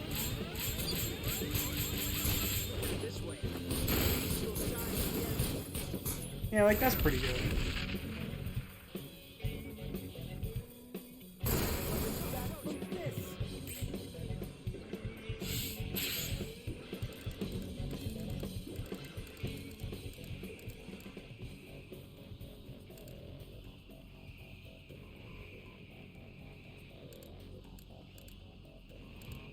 Yeah, I should probably go wide. No.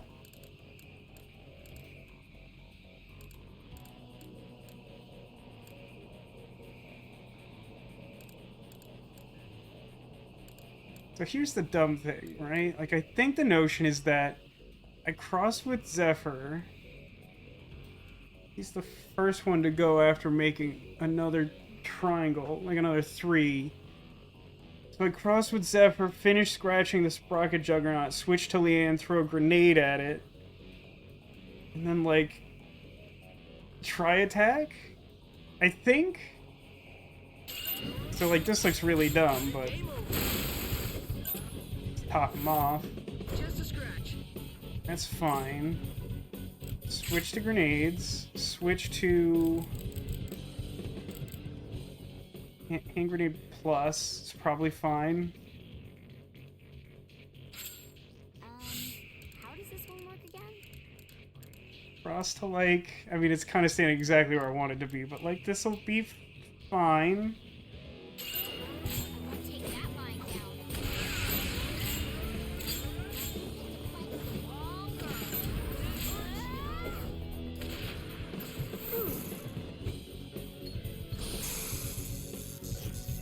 Well, that's not what I wanted.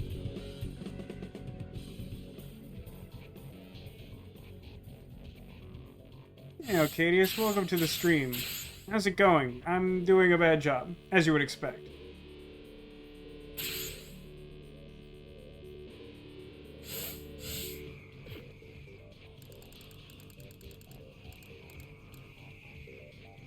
I think what we do...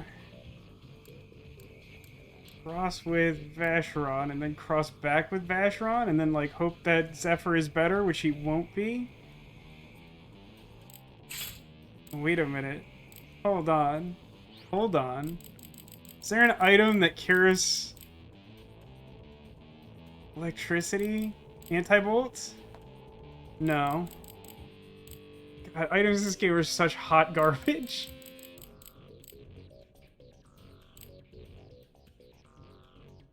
Cure kit cures target of all status ailments.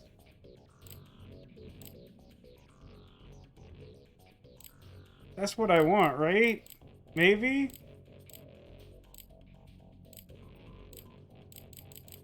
Look how few items there are and I still don't know what they do. I think I want cure kit.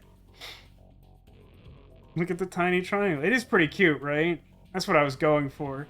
I think eventually I'm supposed to, like, kill this other leader guy, but, yeah, I don't know. It doesn't seem like a priority. I'm gonna try this. This will be, like, the first time I've ever done anything like this. Well, that didn't work. I honestly don't know if that was me or the game responsible for that. Is it that I can't use item during hero action? targeted him, and I feel like the item is correct. But if I don't hero action, then I lose points. Not even If I use an item, do I just lose 1 point? I have, honest to God, no idea how how items work at all. Can't hero action restorative, similar to how you can't hero action knife. Neither of that makes any sense to me. You lose all resonance? Okay. Like, it's probably written somewhere in the, like, 90-page tutorial at the start of the game that's, like, not at all useful. So, that being the case...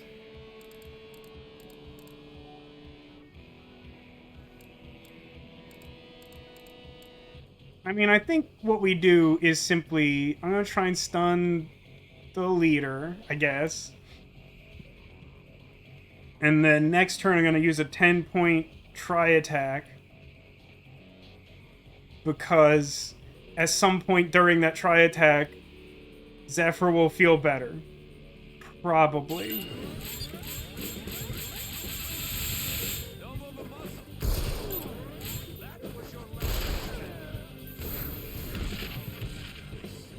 Okay, ow.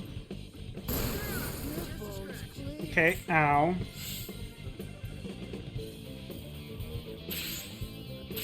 Alright, what direction do I want this going? I don't think I care about direction as much as I care about order of attacks. I would like...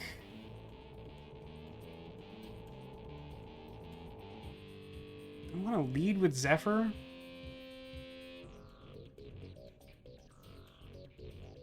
Do I actually need to move with... No, if I move with Leanne, this gets even worse. There is that, like, annoying spider guy. So I gotta, like... Like, everybody just jumps all the time. Yeah, I think I'd do it like this. I don't think it matters tremendously.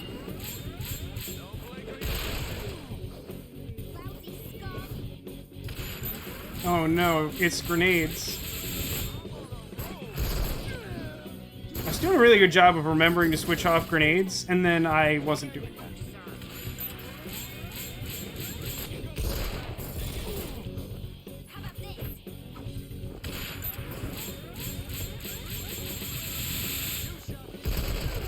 I mean, eventually Zephyr will get better, question mark.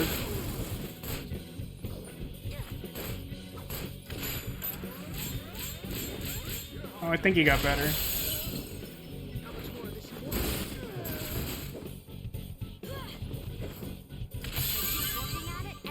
Gonna use all the grenades, but you know what? We're gonna gain some experience too, so...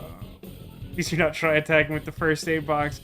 That is some glass half full thinking, Neko, and I really appreciate that right now. Also, I did need grenade experience, so, like, it could be worse. I am gonna use, like, every regular grenade plus I have, but, like, frankly, that seems fine, because, like, I don't use them appropriately anyway. I mostly just use them for this sort of thing. That happened. That took, like, a stupidly long time. It wasn't even part of the mines. Okay, we're gonna remember to switch off of grenades. These are poison mines, huh? That's what we're doing? We're doing poison mines? I guess at least I have the item box. So, in theory, I can restore health. I won't remember to do that when I have to. Or I'll be in a position where I have like 9 resonance points and I don't want to. Poison gremlins too. So this guy doesn't do poison. Safety Dwell is just like a regular guy. So I should probably just like focus fire this idiot. Clear him out to make sure I don't get poison damage right away, hopefully.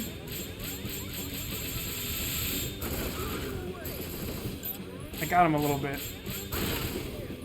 I know it's overkill, I just want to make sure he's dead.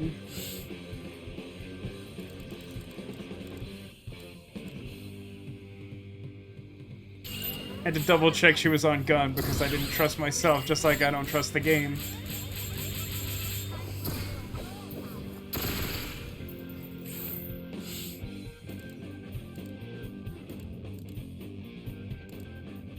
Something like this seems fine.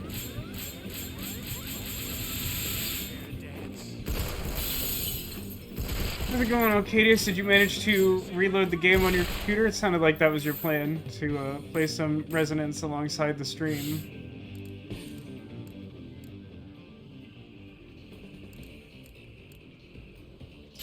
Fine.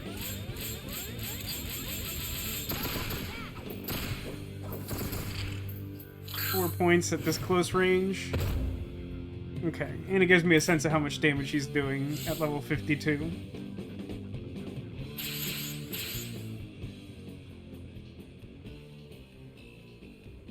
If I'm understanding this right, this is what I want to do.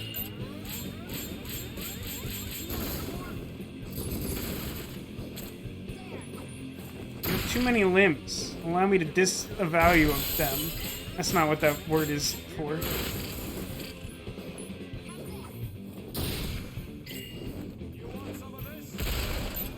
Always be jumping. Not that many points. That'll do some damage.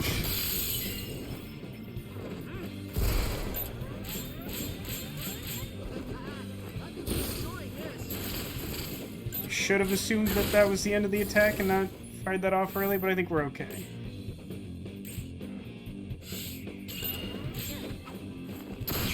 Just had her jump like straight into the wall.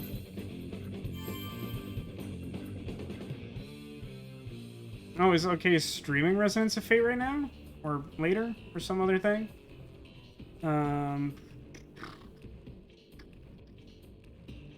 So yeah, there's only one direction from here. We're starting at top right, and there's like 2 optional looking rooms, but otherwise this is pretty straightforward. Just one Yeti? I mean, it's like a poison Yeti, which is like horrible, but just one, right?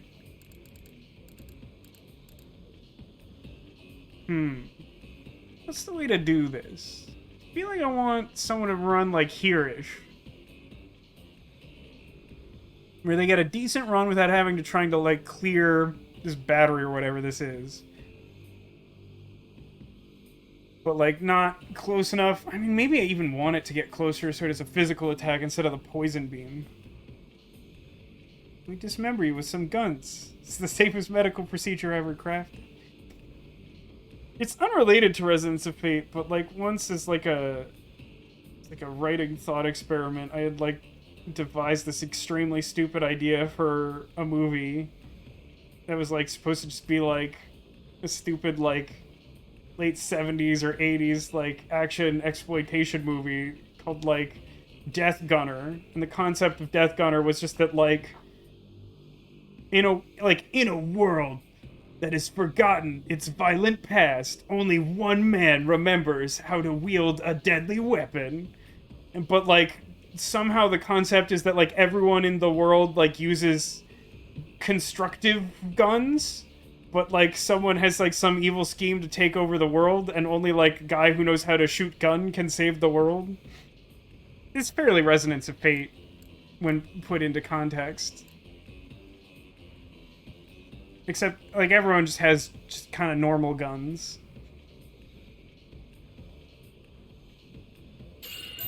Alright, this is my first move. It's probably not right, but I'm doing it anyway. Oh, I got scratch damage full. Well, I'll tell you what, that makes that, like, a lot better. Can I get behind him and grenade him to death and get, like, a lot of experience? Only one way to find out, and it's by jeopardizing my goodwill.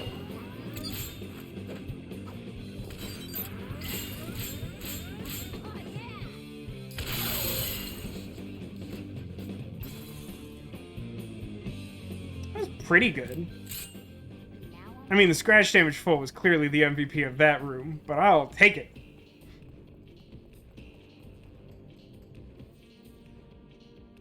I guess it's sort of like Wreck-It Ralph. Everything Fix-It Felix touches only gets stronger. He needs his villain to save the day. Like a little like that. The notion is more like it's supposed to be, like, really over-the-top, like, satirical of, like, action movies from, like, the 80s and stuff. But, like, the idea is kind of, like, like everyone's forgotten the old ways. Like everyone, like we live in this stupid utopia that doesn't understand gun, and so like literally like the only way to stop like the villains who are trying to use like some non-violent means of like manipulating the government or something for personal gain is just like raw violence. Like it's like supposed to be really stupid and like can't be over the top dumb, but like it's mostly just that like only one man knows violence, but violence is the answer. Hey Jakey, didn't see you come in. How's it going?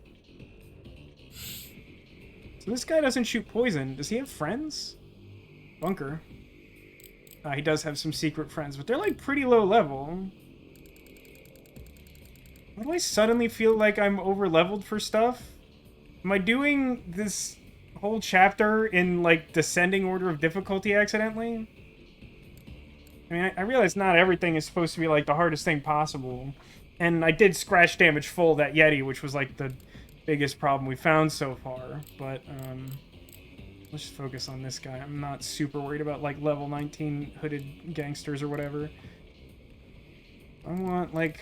yeah, like a corner.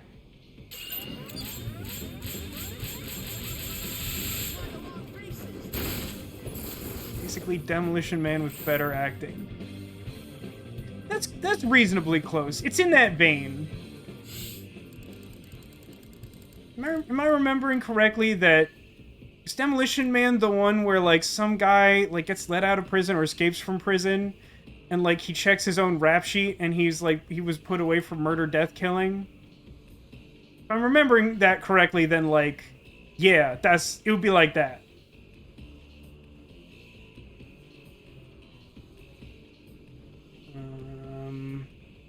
We got another scratch damage full. That's pretty good. I guess that just means our, like, lowest level machine gunner is at a pretty good machine gun level. Of course, now I have, like, no idea what to do because I sort of lined my whole thing up to kill that guy.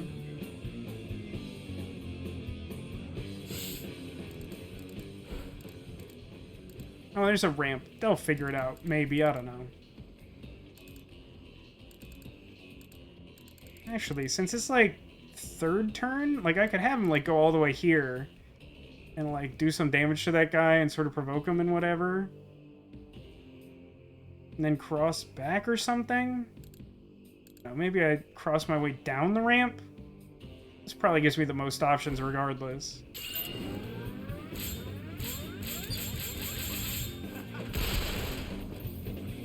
Oh, interesting. I didn't get enough height to actually land on the ramp despite it saying that's where I was gonna go. Can someone play RimWorld with integration? Man, I'd love to find a game that, like, works for me, that has, like, good Twitch integration. There's lots of little reasons that hasn't really worked out. Oh, the exercise bike showed up, Demolition? That's good. It's nice to have, something like that to facilitate fitness and, like, not make it full-on chore. I don't know, I feel like that type of exercise equipment helps somewhat, but maybe not everyone feels that way. I want like here. Wait, what if I go like to here, but then oh no, I'm not Zephyr. I'm thinking I'm Zephyr, but I'm not. So then in that case I will go, yeah, like split the difference a little bit. Just like target this guy. I won't try to do the ramp trick because sometimes that backfires super badly. 2 to 3 days late, but still, I mean, supply chain issues or something, I don't know. As a society, we still haven't, like, figured out how to, like, exist anymore. This thing's hard, you know? I wish this guy would have just, like, come over to kill us.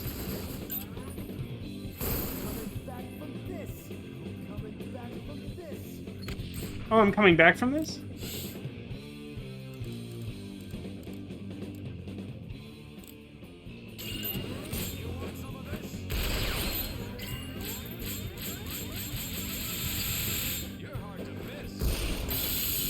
Freak is at 41.5% at full charge. That's pretty good. For 6 resonance points. You know what? I believe in us.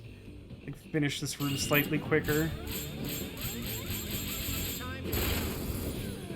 Like, that first set of attacks went so well, it actually made the rest of the room a little bit harder, because I was expecting them to eventually work their way over, but I kind of just, like, killed the safety dwellist, or equivalent. So I'm in red. I want optional cyan. Because why not? You had to sell this game to someone, how would you pitch it? I mean, I feel like that's a similar but definitely distinct exercise from the discussion earlier of how do you pitch this game to investors. I feel like in a world where the game already exists and I'm trying to sell someone on it, I feel like you just have to show them like a trailer or some gameplay. Because, like, describing it will not work. Like, describing the game will make you sound like you've read the wrong book in some eldritch horror story and that you're like some raving lunatic. It just like doesn't make any sense. Nothing about the game makes any sense, which is part of its charm. Like, I think the easiest thing to do is be like, it's like a tactical action RPG, and when you're doing it, it looks like this. Because, like, I feel like looking at the action is the thing that sold any person I've ever known to have interest in this game. Is be like, it looks like this. And you're like, oh, okay. It, like, looks like this. What is the story of this game? The story is irrelevant, Demolition. Per the earlier discussion, I honestly feel like they told them to, like, try and minimize the presence of the story as much as possible. Like, the story that's in the game is just, like, flashy interpersonal cutscenes interspersed with some light violence that is supplemented by the actual violence of the game. Like, the bulk of the story happens, like, off-screen and is, like, rushed and focused towards the end of the game. It's, like, a lot of, like, little things of characters, like, dealing with their past and stuff. Like, that's why I wouldn't use any of that as the selling point. It's unbelievably difficult to explain, and even playing through the game and paying attention to it, you won't probably observe all the nuance of it. So, like, that would completely discount that from any attempt to try and sell someone on this game. Like, even comparing it to, like, a Kojima game is, like, somewhat inaccurate. Not in that I think this game is more coherent, but rather that, like, there's a certain loftiness and, like, specific attempt to say something in Kojima games as I understand them that this game does not possess. How'd I come across it? I would like wanted a JRPG and did a search for the 10 best JRPGs that were on the Xbox 360. And then I saw a video of what the gameplay looked like, and I was like, oh, the gameplay looks like this. And I was like super poor at the time, so I convinced Tech to go halvesies on it with me by showing him video of the gameplay and was like, look, the gameplay looks like this. And when we went to buy it, the woman behind the counter, apparently I knew this obscure game that we had to get from the local specialty game store because it's not common, and was like, are you sure you want to buy this? This game is really hard. And then I brought up the video on my phone and was like, I'm sorry, but the gameplay looks like this. The last part didn't happen, but might as well. I was assuming this thing was higher level, staring at this while interacting with chat. It's like 36, I don't care.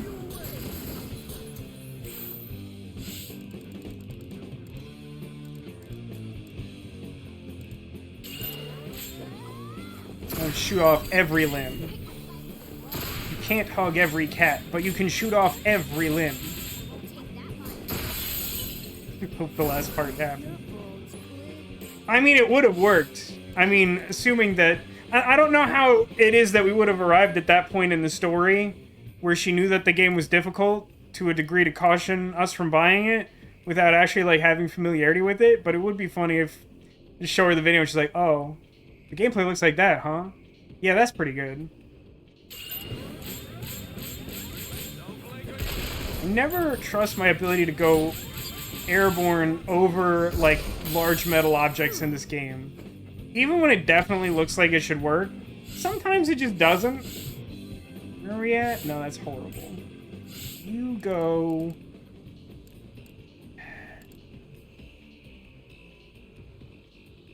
Yeah. Go, like, somewhere where crossing to Leanne isn't gonna, like... What's the best way to do this? Like this? Crossing to Leanne will not clip a ramp. And the same is hopefully true for Zephyr. Something like there. And then I think I triangle next turn. Hopefully they get close enough I kill them. Like, the guys are also extremely low level. So I'll just try and stun the big guy again, even though he's not super threatening.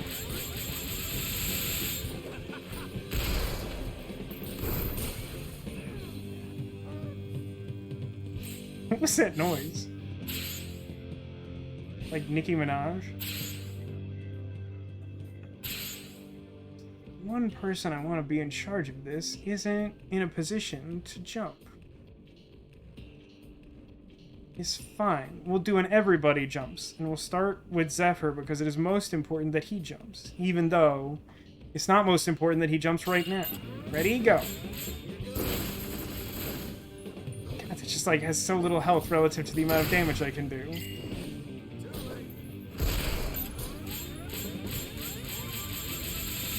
Everybody jumps again, and this thing's super dead now.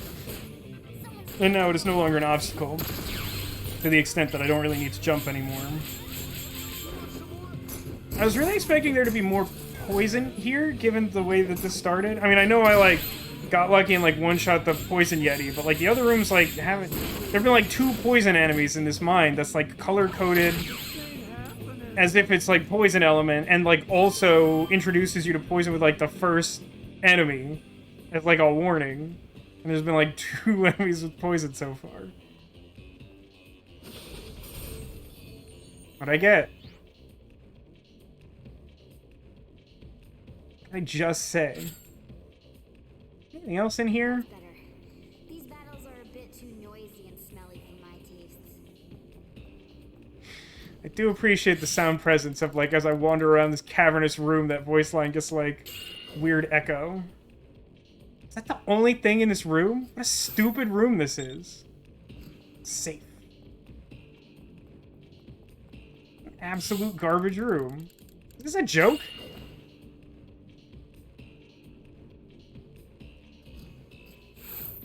I mean, I guess we did it. I don't know, man. Alright, now I have to refight the Dweller, probably. Gets messy.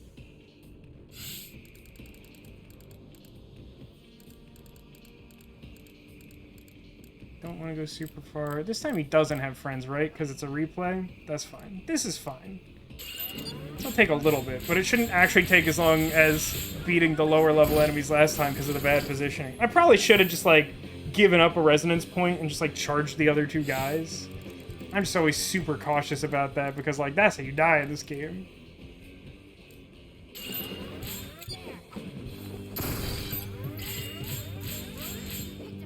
Got my bezel back.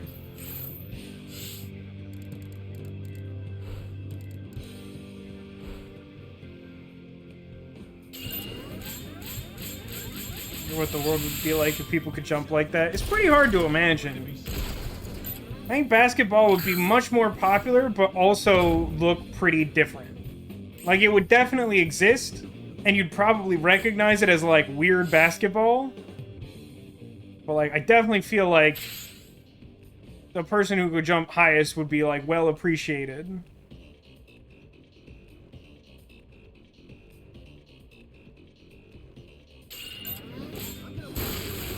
Leanne, jump! Leanne, jump! Leanne, jump! I didn't actually think that would work.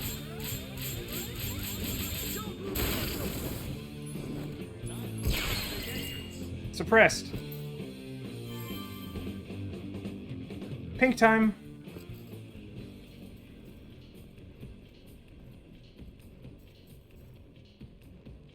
Don't feel sorry for them. They asked for it. Sound presence. So we got pink, and then yellow, and then optional room, and then yellow again. And then 2 more rooms and prize, which is book. Prize is book.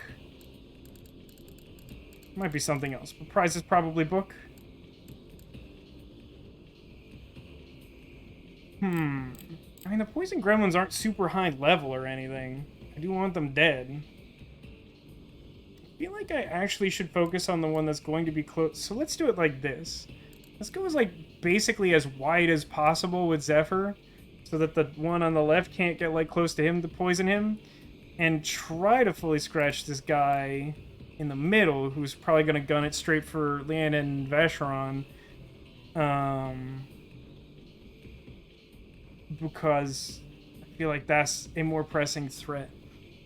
I wonder how they settled on the names Zephyr, Leanne, and Vacheron. Part of me almost feels like it would be more natural to name them, like, something that starts with, like, X, Y, and Z, or A, B, and C, to, like, evoke geometry triangles. Hey, Cotillion, welcome to Strong Week. How's it going?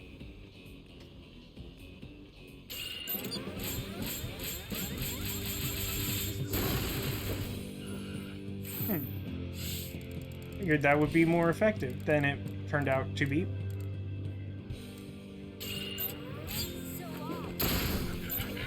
Airborne.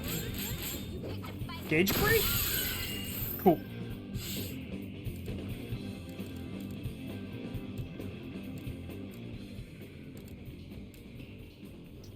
I think I just want to try and gauge break this guy and then triangle to kill the poison gremlins, and then, like, I do not care about 2 hooded gangster STGs. I don't even know if that other guy is the same one, but, like, he's level 19. I don't care. The poison is the problem, if anything.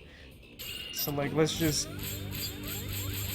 shoot him, like, really hard. I have a lot of bezels. Well, we left off last year mid-chapter 14.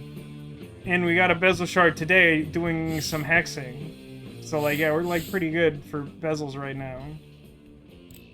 You should have seen some of the 10-point try attacks I did earlier. Just don't strongly care. That should be plenty. And then we kill him. Do not target the absolute farthest away thing possible, you madman. What the heck was that? God, the auto-targeting in this game is like the absolute worst. I feel like the auto-targeting in this game is like evidence that mankind is not ready to have, like, self-driving cars.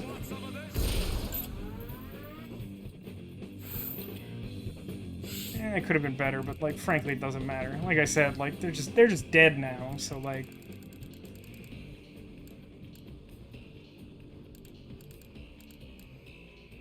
This is what I want to do. Across to here. Try to scratch this guy, then have, like, Vacheron cross to, like, between the boxes. Maybe kill both of the guys. Probably not quite, but close enough.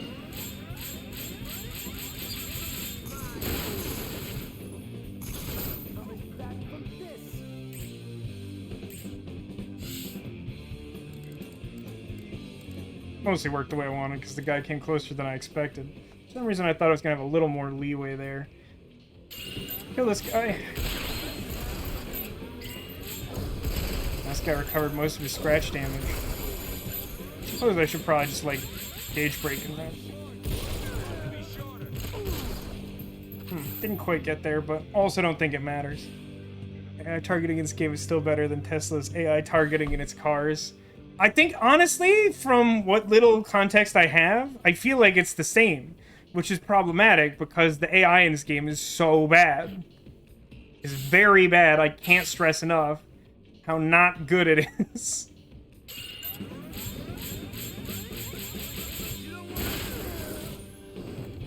Dead. Ripped that one guy.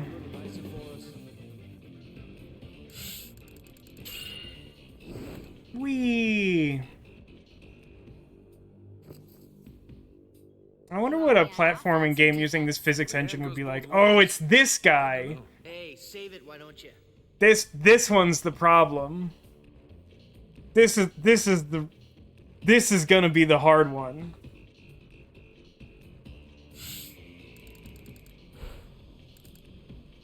Yeah, that doesn't look good. Woof. What do I... Yeah, let's get groping. Let's get groping. Yeah, if you only watch Strong Me content, I'm always adding weird nonsense to my stream. It's mostly all audio clips still at this point. I did add this since last year. Spared no expense. Oh no, I'm layered wrong. You can only see one side. It's on both sides. Hold on. This is how long it's been. Oh no, I'm making him horny. Why is this so low? Why is this so extremely low in this scene? Be like up here with the die roller that I don't even like use. Roll die. Button not working? Great, the button's not working for some unknown reason. I'll have to figure that out at some point. Awesome. Okay, I don't know how to fight this guy. This configuration is very bad. Like, I have to go, like, super far away. And then, like, be in his line of fire. And, like, not make a triangle. What's the notion here? Like, I try to get thereabouts and do scratch damage? That's probably not even right. What if we, like...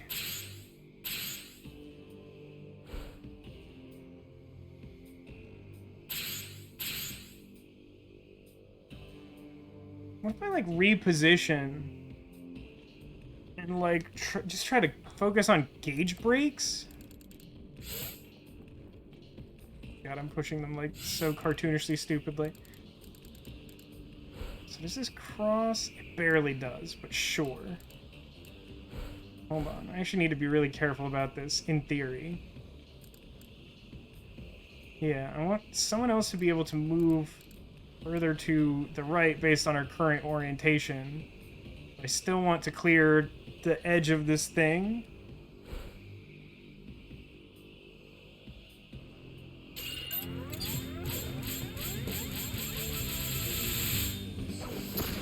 Just like break as many gauges as you can.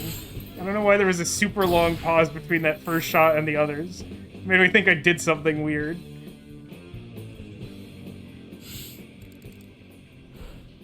Again, I want to be super careful about this. I think that's actually fine. I want to be like a little sure.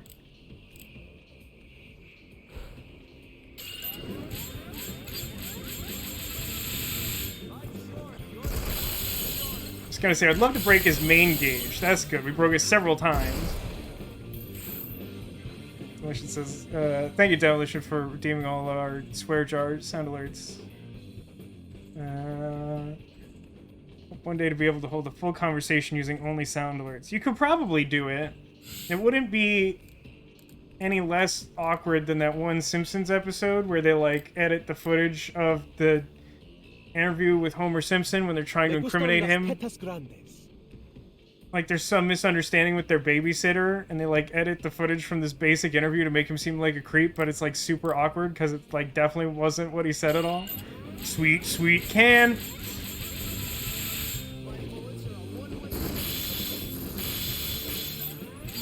Again, it'd be really nice if that hit, like, the main body. I'll take what I can get. That's still pretty good, though.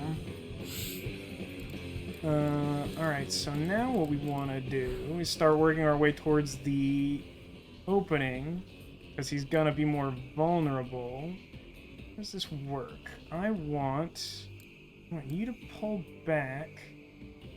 I want... Yeah, that should be right. I want you to be, like, toward the edge of the wall again, and I want Zephyr to cross as far as he can go, and then Vacheron to just get between them and then move again.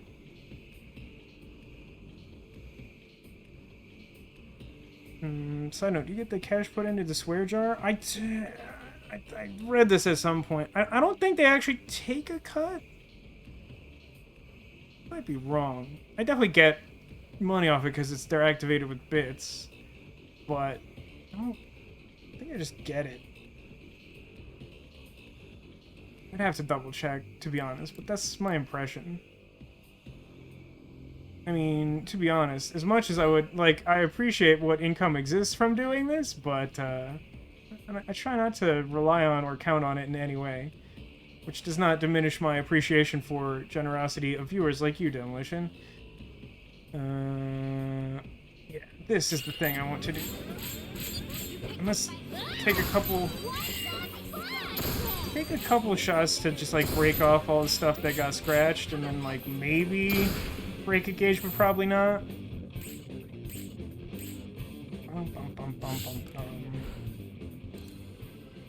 Alright, so now... Can't go too far because I need Vacheron to be able to go farther, but frankly it seems like he's gonna be fine. So why don't I try something like that? Sure. Think that's fine?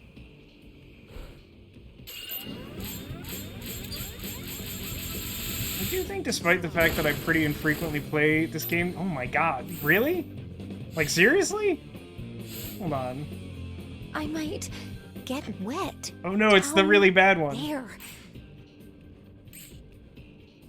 Like, I think I just, like, give up on the tri-attack and just, like, grenade this guy. I really need that grenade experience. It's a real hassle to get it. This is, like, an extremely bad way to do this.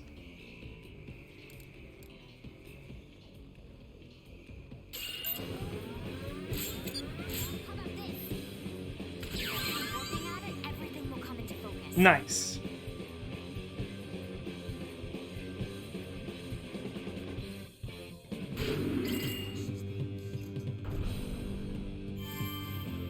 Got 2 scrap bronze. So important. Switch off grenades. I'm so glad that my 2 options are red and salmon.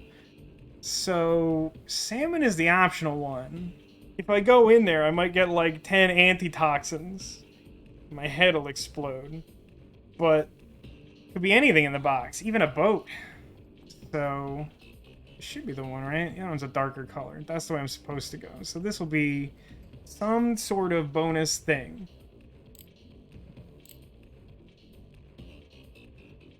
Off the top of my head, most, maybe all, of the sound alerts from the swear jar all from Uchikoshi games, like Zero Escape and the Somnium Files, which are types of things that I play on stream when I'm not doing Strong Week.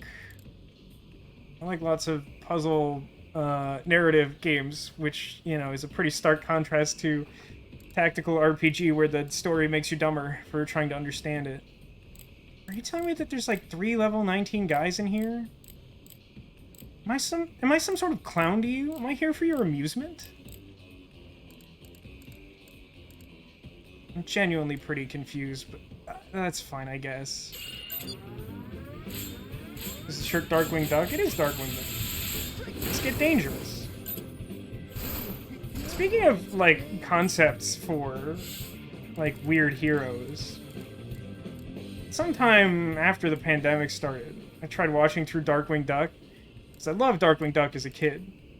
I wouldn't say it holds up, but I actually, like, still really like the premise, and feel like, I mean, there's this sort of backdoor reboot of, like, Darkwing Duck showing up in the DuckTales reboot, and, like, all of that's very good. But, like, the thing I like about Darkwing Duck is that he has, like, no discernible skills.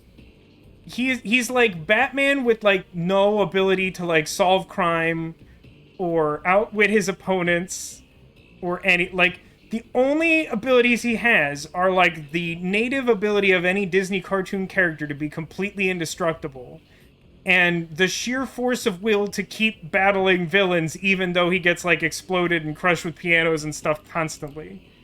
There's something, like, kind of beautiful about that in a really weird way that I really appreciate. That, like, there's nothing remarkable about him other than the fact that he's just willing to keep trying. Like, that's his whole thing. And I feel like I've never heard any acknowledgement of that being, like, what that show is. But it's very interesting to me.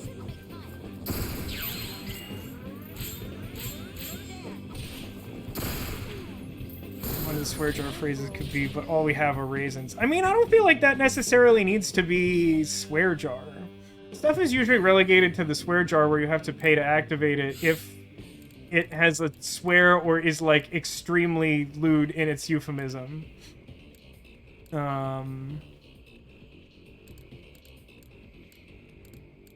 Like, there? None of this probably matters. Another guy show up? I feel like I killed one. My attention is too split. I'm probably just wrong.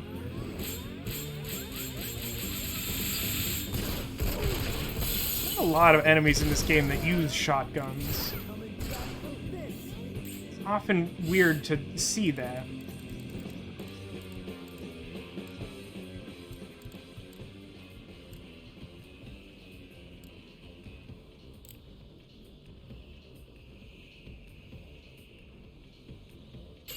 Really care if any of them hit me. They're super low level. Do you just like recover the health super fast or something? I don't know. I'm just gonna make a triangle, kill this guy on the way out, and then kill the other two on the way back in triangle form.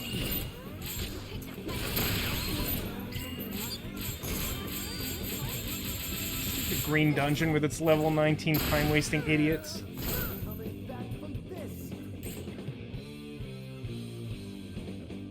Hello, Cassiel Trap. Welcome to the stream. How's it going? Yeah, actually, anyone... These videos are going to go up on the Renegade Constabulary channel, because it's truly where they belong. It may come as a surprise that I try not to swear on my own stream. If you're seeing Renegade Constabulary stuff, I swear constantly. It's a long story, mostly in that my language usage tends to adapt to whatever situation I'm in. And casual hangout with friends tends to involve a lot more swearing than other presentations. So normally when I'm doing stuff by myself, I just try not to do it to broaden the accessibility of my content. Doesn't mean I won't play a game where there's swearing. I mean, this game has some swearing in it. Among other things. I just start with Zephyr and everything's fine? Sounds good.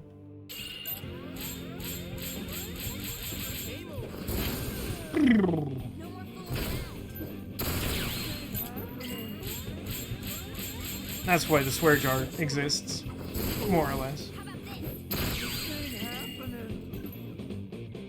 More of a professional thing or more of a personal thing? I mean, in a professional context, I'm not swearing if that's part of the implied question, Demolition. But, it's just more to do with the fact that, like, the internet doesn't... The tools in place to restrict people from finding content they shouldn't is pretty generally insufficient. So, like, if a younger person happens to find my content, I feel like it's more accessible. And also just, I feel like it's... Swearing naturally for me, I think, tends to lead me towards, like, a more negative mindset while doing stuff. Like a pretty broad thing, and I don't mean to say that, like, anyone who swears is, like, bad or whatever, but, like, I'm already, like, struggling with my own, like, depression and anger management issues. Oh, I don't have to replay him. That makes that excursion, like, so much better. There's just, like, a little thing that I think helps to keep me focused on being more positive. Like, it's not that I'm trying to, like, lie or put up a front or be dishonest about my emotions while streaming, but it's more just generally a movement for me to try and be more positive. And it may not seem like it a lot of the time, but I feel like if you were to consistently watch the content I put out, you would notice that the outlook has changed pretty considerably in the last few years. Walking animation could use polishing up. Hard disagree. All animations in this game are perfect, no exceptions.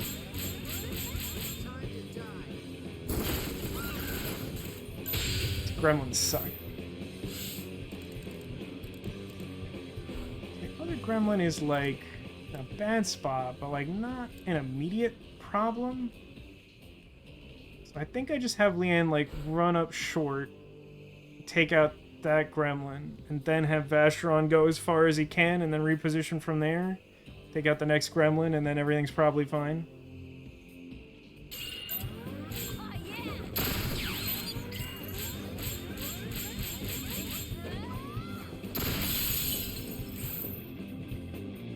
Question says, for me, and streamers I watch, it's interesting to see the gulf on swearing. Yeah, like, I want to be clear, like, again, I don't really specifically have any problem with swearing.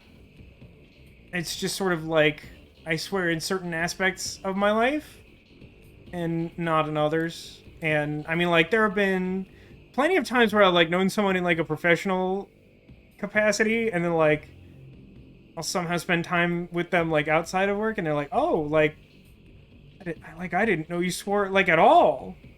Like, it's very surprising to me. And it's like, no, I just compartmentalize it. And not, again, like, not in a way where I'm, like, trying to hide it or anything. Just, like, there are times when I feel like it's appropriate and times where I don't. And I feel like maybe I have, like, better ability to, like, control that at will than some people have. Oh, those ones do poison too, huh? I was neglecting that possibility because no one had been able to do that even once yet. That's on me. So that being the case, why don't I... Everyone's targeting Zephyr. That's mostly fine. What I'm gonna do... Guess what I need to do is, like, find an angle where I'm crossing and not forcing Leanne to go over the ramp. This isn't very good, unfortunately, but I think it's the thing I want to do.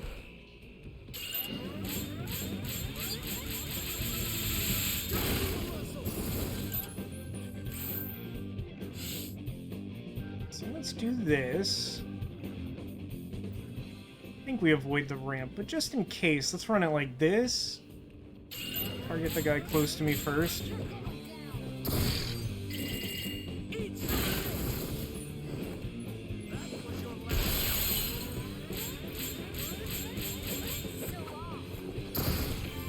I want you to jump.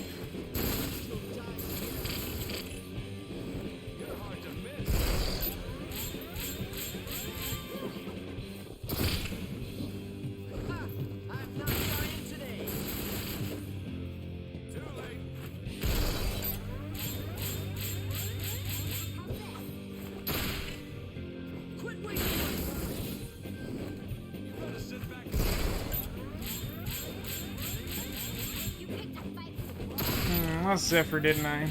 That's regrettable.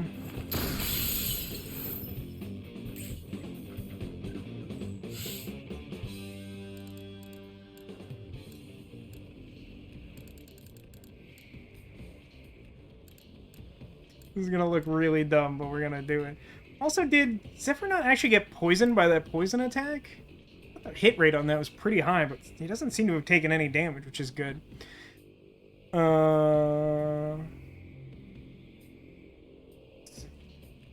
One person makes it a point to swear for comedy.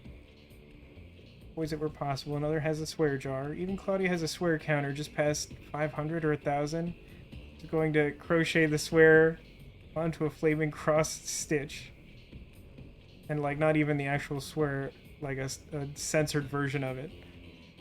Yeah, it's interesting. I mean, like, I think for me, to some extent, it's evolved to a point where, like, swearing is, like, more of, like, an interpersonal... You know, like, there are people who, like, drink socially, and I feel like I almost, like, swear socially. Like, I feel like I can get through the day without swearing. I feel like if I'm in a position where I'm, like, just by myself, I will just, like, swear if I'm upset, which is a lot because of anger. But, like, I mean, part of it is, like, again, kind of just, like, an exercise in, like, trying to control anger to some extent. But, like, also, you know... in social settings, it, like, comes up sometimes, and it's almost like a... It's almost like a show of vulnerability in a way, where, like, if I am comfortable swearing around you regularly without being self-conscious about it, then, like, I probably trust you to some reasonable degree.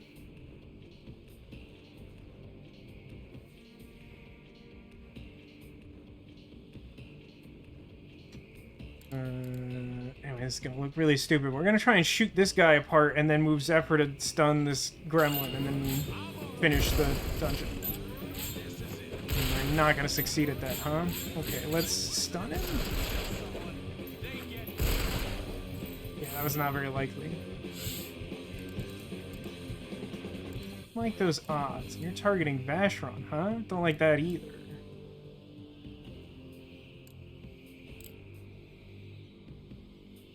Both targeting Vacheron, huh? You know what? Honestly, I think the right thing to do...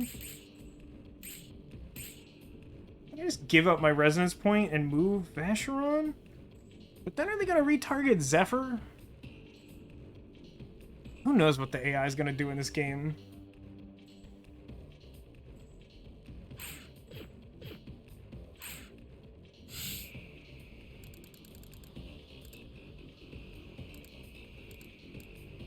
Something like this. Something like this. Try to stun this. Okay, they're both still focusing on Vacheron. This was definitely the right thing to do there. I'm not so good at, like, analyzing corner cases in this game like that. Like, I'm pretty impressed with myself for, like, being like, oh, they're both targeting him and I have 1 resonance point. Why don't I just give up the resonance point and then, like, not put myself in a position to be poisoned? It seems kind of better, doesn't it?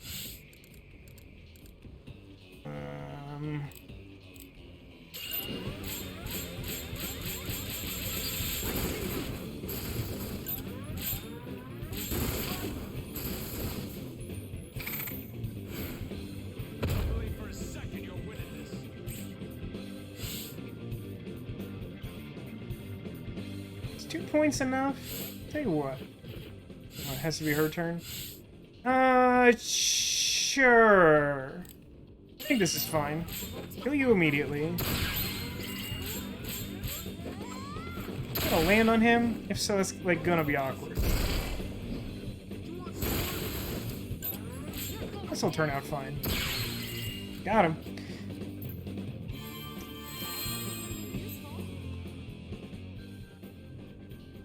Over 200 hits, nice job. Thanks, Demolition. I honestly don't pay super close attention to the hit counter at this point. Do I know record? I think it caps out at 999, and there's like a trophy for it, which I've definitely gotten in the past. I don't know if I have it on the HD remaster, but like I'm pretty sure we got there during our original YouTube playthrough.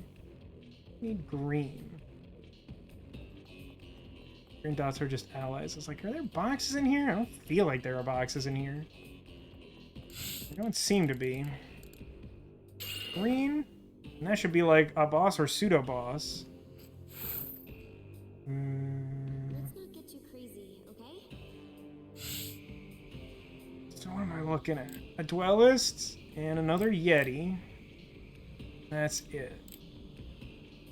That's sort of medium. I think I expected a little harder than that. Although this this room configuration is kind of butt. Neko says, I have noticed you've been less angry during streams the past couple years. I'm a bit sensitive to anger. Yeah, sorry about that.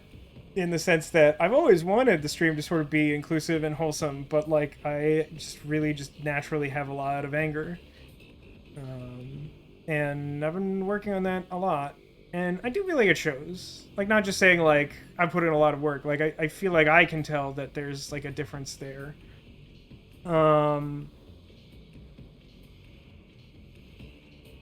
Yeah. I mean, it's funny. There was just, like... There's, like, one specific streamer. And I, like, happened to... Oh, there's a second guy back there, huh? That's cheeky. I didn't see him.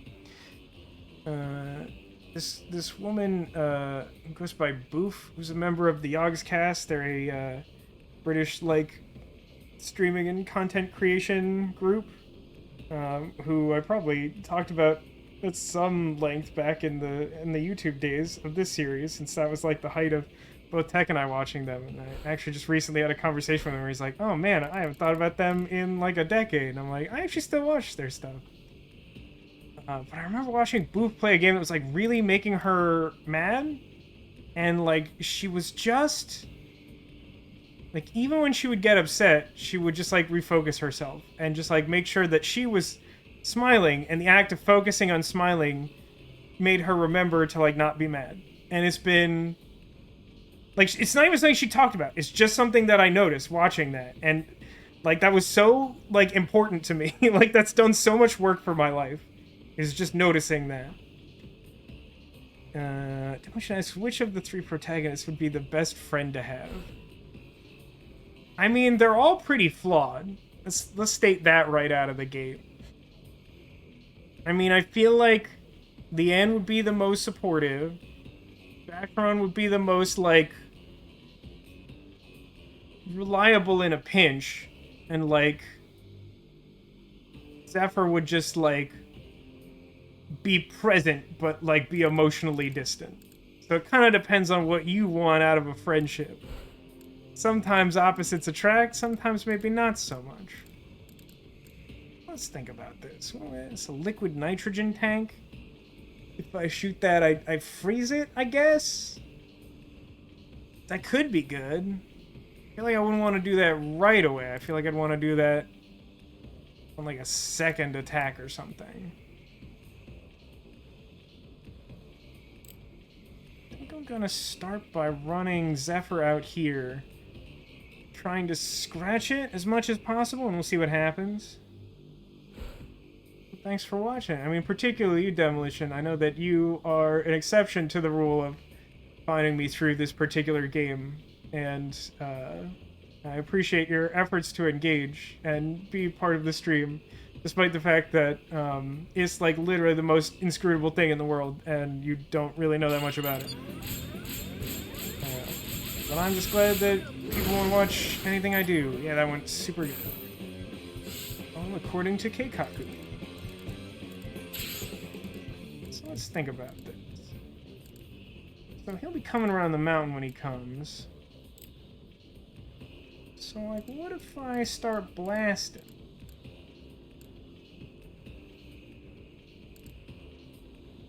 So, like, if I move Vashron to there and shoot the liquid nitrogen tank, which, like, probably won't do what I want it to do, because I interact with these infrequently enough that, like, there's probably some element of the nonsensical physics I'm not taking into account.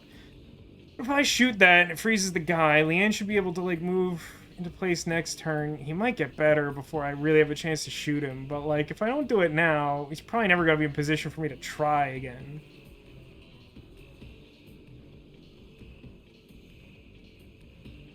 Also had anger issues. Feeling anger is never a bad thing. It's just the yelling that makes me panic. I get that. I definitely get that, Neko. I still feel bad about one of my, like, early streams when, like, someone was, like, I felt like they were provoking me and I was already, like, in a bad place. And I did lash out at them. And I think about that a lot still, even though that was many years ago. And I've tried not to do that ever again, and I've mostly succeeded, I would say.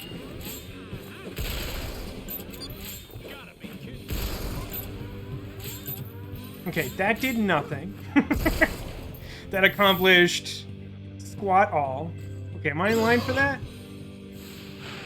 Okay, good. I didn't think I was, which is good. That means he, like, wasted that attack. I don't think there's, like, necessarily a huge cooldown on that, but it does mean that that attack didn't do anything, but he still made the effort, so he's probably not going to attack for a minute.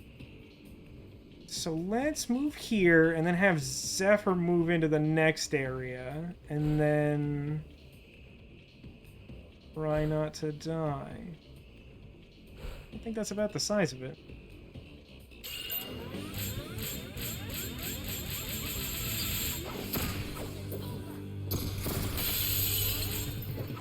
Ooh, I gauge broke the guy who I wasn't literally targeting, but wanted to target, but didn't know he was going to move into range. That's a treat for me. Dude, the Mad Yeti's, like, not even a leader? What gives? What is that about? Does poison have an elemental weakness in this game? Hold on. Don't I have the case equipped? Why can I not? Oh, because it's on the weapon. I don't have the left trigger. I just have to...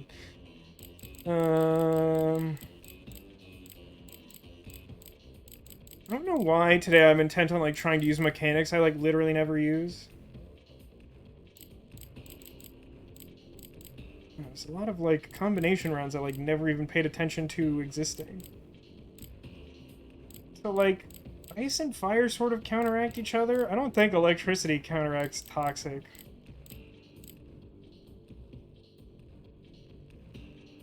Concussive rounds excel in HP breakage and knockback. I don't think I want that. I don't think I need armor-piercing rounds.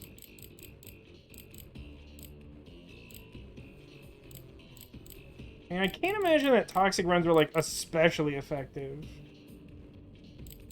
Hollow point do? This is the thing I should just, like, actually know.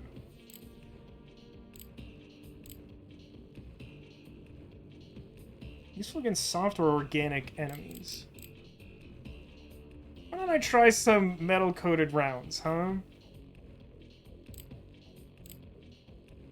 Oh no.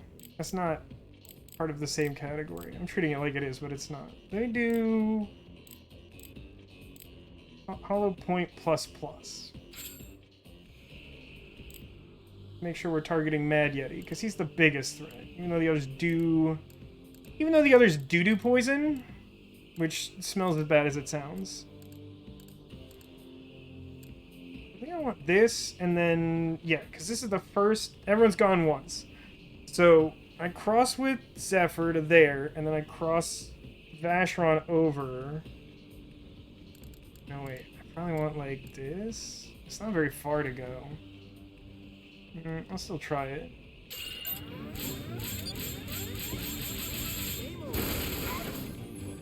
It wasn't, like, crazy effective. It's another poison shot. Doesn't look like I got poisoned, though. This didn't work out the way I expected it to. It's probably fine. It's not good. Let's just try to break his gauge, because he's, like, very close and dangerous. Well, that didn't work. There we go. Finally got poisoned in the poison sub-dungeon.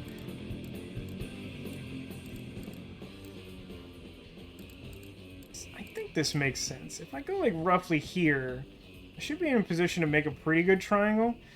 I will hope to break his gauge, even though I failed to do so last time. It would have been very good.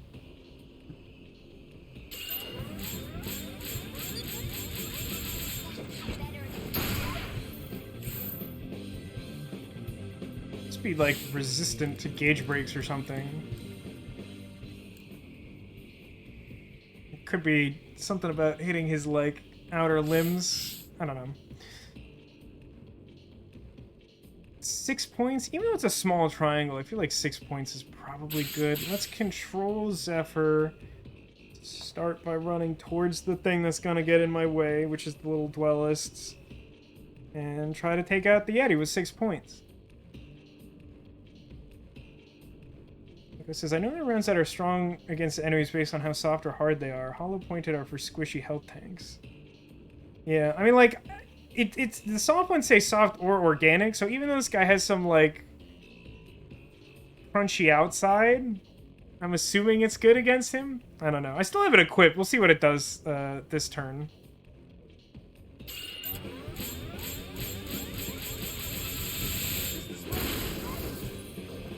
I mean, like, that was pretty good.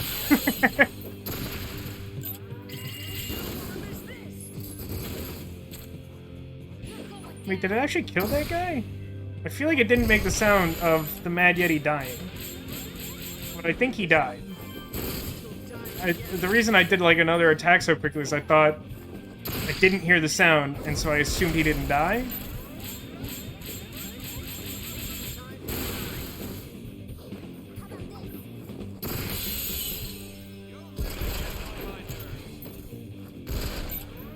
Why are you not dead, idiot? Oh, cool, the other guy came to visit. I'm wasting a lot of this ammo, but again, like, I never use it anyway, so that might as well be true. Oh no, I ran into Vacheron. Alright, hold on. I'm gonna take this off now. It's because I don't think I need it at this point, more than anything. Yeah, something like this. Bumping my earbud out of my ear. This audio setup for console is like so terrible, and I've just never improved it.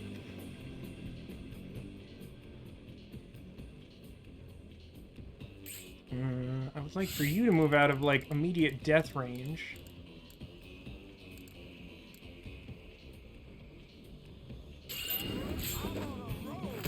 Get rid of all that scratch damage, maybe.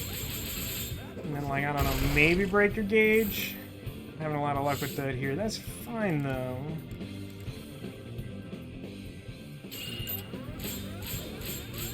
Let's try it again, though. 32.5 times multiplier? Good. Oh, not on the character I think I am.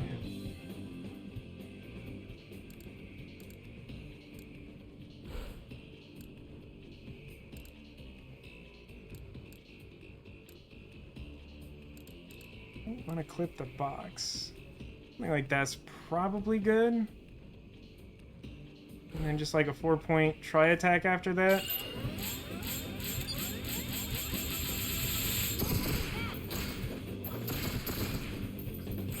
Going to 9 or 10. I think we're going to when we finish the chapter, which shouldn't actually be super far from now.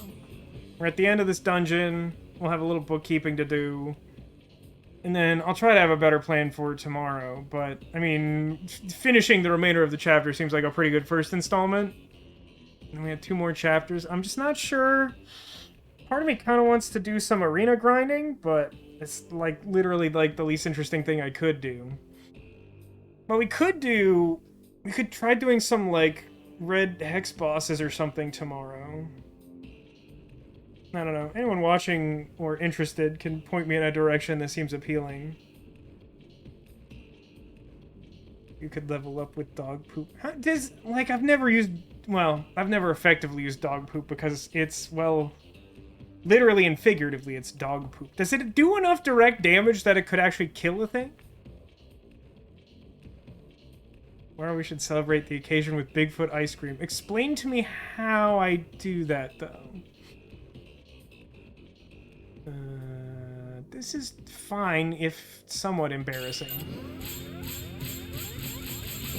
Luckily, he's just staying put because he aspires to death.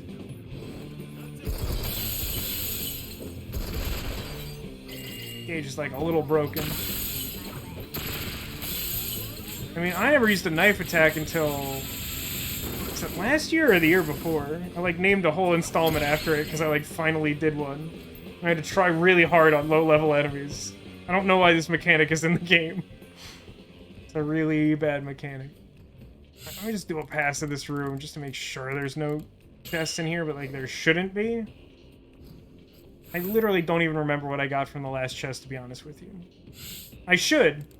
I don't. It's really focused on beating that, like, non-threatening group of, like, level 19 and 39 enemies. Oh, there's more guys in this room. That's not usually the case in the last room. Oh, and it's one of those. Okay, no, it'll take a little bit longer to end the stream. But yeah, I think we finish this, we get the book, we turn in our quests, we save... I don't even know if we advance the chapter. We might save before advancing the chapter so we can decide if we want to start the next chapter or do something else. Just so we can, like, have the cutscenes all together or whatever. Boy, oh boy. So this is gonna be one of those cases where if I kill the little guys, the big guy's gonna spawn more of them? Probably. If I remember that correctly. Be tough. It's a weird trade-off. Like, originally I was thinking the other configuration where, like, the other version of this enemy who was, like, closed off in a box that I couldn't directly attack into was worse, but, like, I think if you take a roundabout approach, it's actually, like, a lot easier, because if you do what I did, like, you soften him up before he ever gets direct line of sight on you. But, like, I feel like I got lucky in finding the inspiration to do that.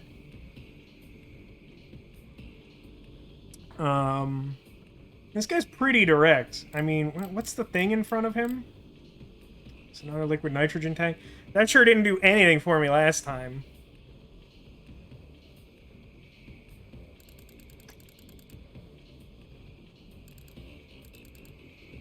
And there's like gremlins over there. I mean...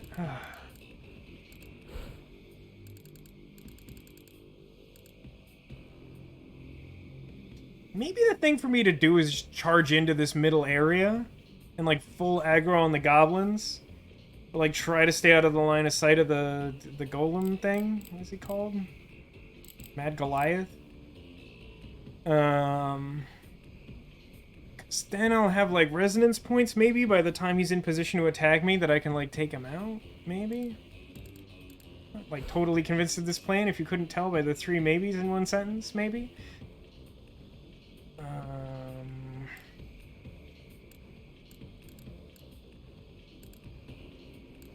Yeah, I really want to like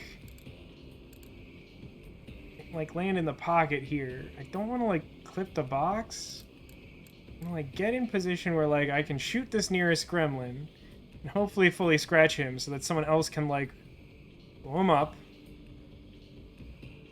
And I think I actually want to be closer to this corner. Something like this. That did not go the way I wanted it to. Remember that time I was like, I don't want to clip the corner of the box? I somehow did it. Now it's bad.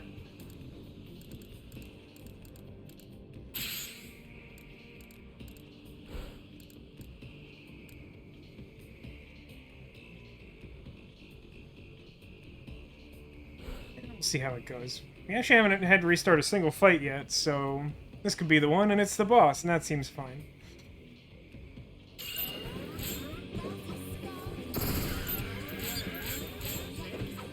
She lit on the box too? Good grief. It seems bad for me.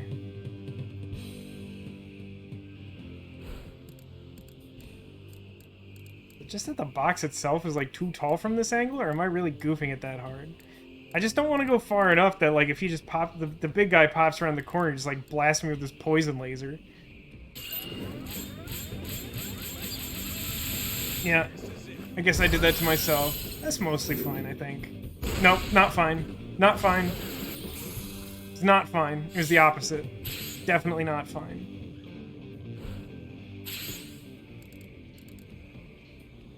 Well, we got a clock on us. So where's he moving to? Like nowhere? He's kind of just like staying there like a complete dingus? Alright, so then like what if I...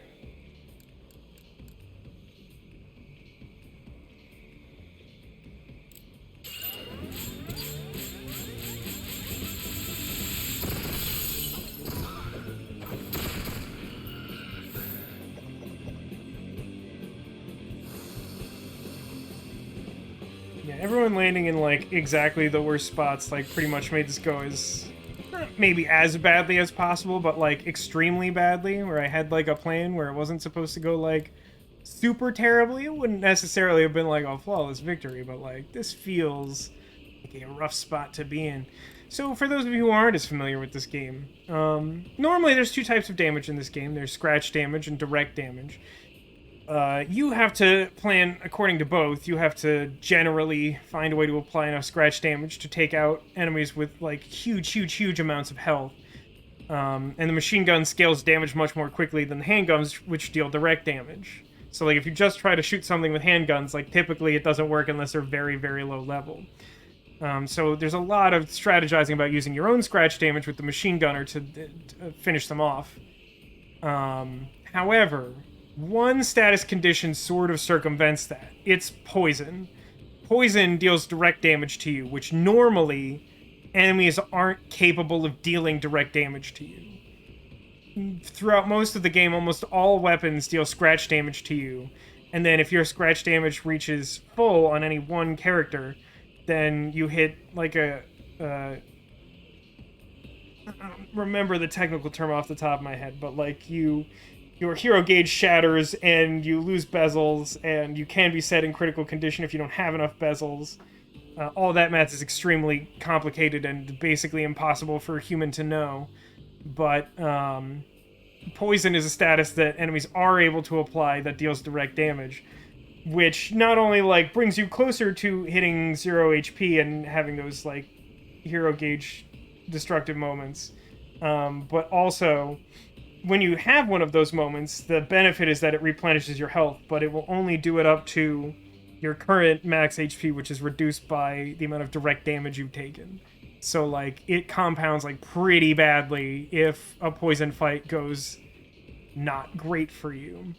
So I'm gonna try and scratch, I guess, the one who's like going to attack now. And then I think I need to cross with Leanne and start moving into position to attack the Mad Goliath.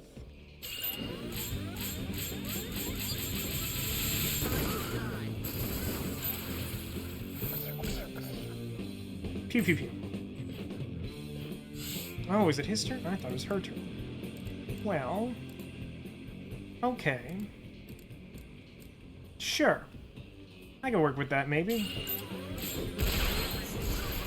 You should be concerned because maybe came up again?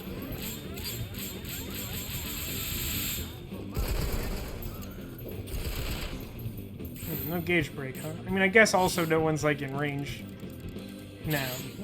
Yeah, it keeps focusing on characters that I don't think I am focusing on. There's a lot of boxes in this room. I have a sneaking suspicion that none of them contain things that I want. I think I'm probably in a position where I can move to attack him. Now, I have to sort of endure, like, a bad round or two, where, like, I position people who are, like, more or less directly in his line of sight, and that could go badly. But then I think I'm going to have enough resonance points that I could probably take him out, and then even with, like, reduced health, I don't think 2 gremlins are going to be a problem. This other guy can't even, like, figure out where I am to, like, annoy me. So, I mean, I guess I might as well just focus on him to see if I can gauge break him. It's not super likely, I don't think, but we'll try it. And then we'll have... yeah, I think that's more or less right. Okay.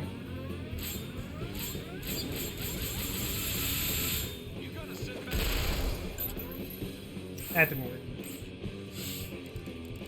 It's a good thing if he attacks during a hero action. I don't think he can apply a status effect that way. I don't know. That's another one of those like completely unknowable game mechanic nonsense things that this game possesses. Try another gauge break. Again, probably won't work. And I think we'll be in good shape, and that shape will be triangle. I expected that to be worse. I think we're gonna be fine. We'll see how this goes, but I have 8 resonance points. I'm pretty close to him. Even though this triangle is small, like, I think it's good. Welcome to chat, my Stinky Pinky. This looks interesting. So during the animations, are you timing button presses, sort of like quick time events? Yes. So the way it works is, I won't demonstrate it here because this is kind of a boss fight, but like, there's kind of like 2 types of actions. You can sort of just like walk around, like free roam in this terrain and like go up to someone and then just like prime your gun and shoot them. But like this game is built around what are called hero actions. You have a resource at this gauge at the bottom with these like red crystals in it. You spend one of those points and you can do a hero action, which basically lets you go into the sort of action mode where you're running and jumping and like shooting multiple times in a row. And during that, like I'm somewhat strategically trying to time like button presses and which enemies I'm targeting as I'm moving around the field. When you do that, you can only move in a straight line, so you're somewhat limited in some of your options. But I'm about to do the other thing you can spend a hero point on, which is use your 3 characters to like just move in a triangular shape between their positions, and then each of them will basically have hero actions together. So I'm going to just try and pile on a bunch of damage on this big giant robot and kill him in one shot using the resonance points I built up. I realize it's a kind of a difficult game to grasp at an instance. Let me know if you have any questions about it.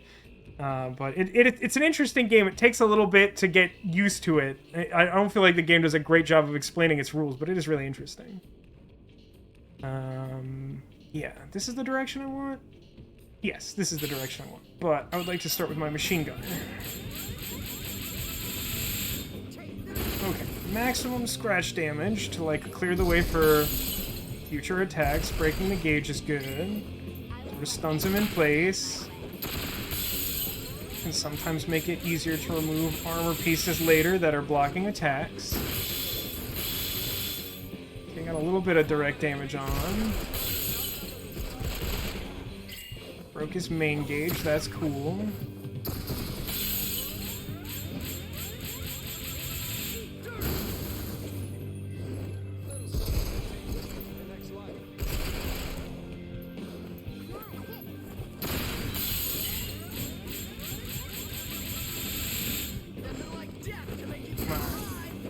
There we go. Big shot to the main body. Once this hero action is over, I will address your question. I think it's going to take enough thought that I probably shouldn't multitask it.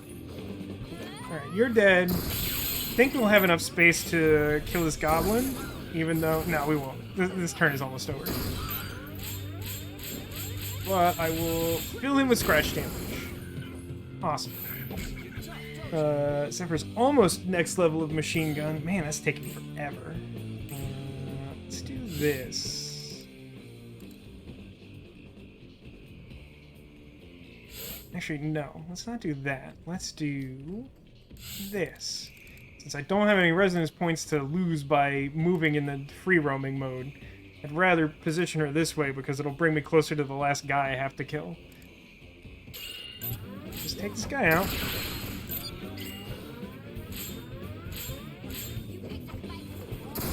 Okay, so the question was, what type of game is this most comparable to? Turn-based or more like an XCOM style game? Or is it maybe not comparable to anything? I would say it is largely like a turn-based tactics game. Like, there's some weirdness where, like, time moves a little bit differently depending on what types of actions you're taking and, like, how many enemies there are. But, like, it's mostly turn-based in that, like, every character gets a turn. The enemies just, like, it doesn't focus as much on when their turns happen. And it's very much about positioning in a way that not a lot of RPGs that I'm familiar with are. So, like, it's not just about, like, there are elements of, like, you can apply, like, elemental damage and things like that. I honestly use it very rarely. I think the most important things to do are, like, become familiar with the type of geometry that this game runs on, which I know is, like, a weird concept, but, like, basically a lot of the game has to do with positioning in the sense that, like, you have 3 characters on your team most of the time. There's some rare exceptions. And, like, you want to use your hero actions to position yourself between your 2 allies, and it builds up resonance points, which are counted on top of the interface on the right there. And as you build those up, you can spend them on a hero action, which is the thing, or a tri-attack, rather, which is the thing we did to take out the big robot a moment ago, where we got, like, many turns in a row. And the way to, like, build up the resource to do that is by positioning yourself so that, 1, you're always crossing between your allies, because that's what actually, like, takes up that resource. But 2, you also want to, like, position yourself near enemies so that you're in the right position to attack them as you're moving around. It's tricky. It's tricky.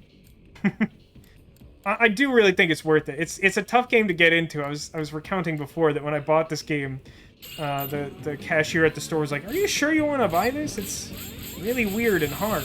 And, like, it is, but it's really interesting and rewarding. And I wouldn't say that, like, there aren't comparable elements to the gameplay, but I definitely don't know a game that's like this overall package. That's for sure.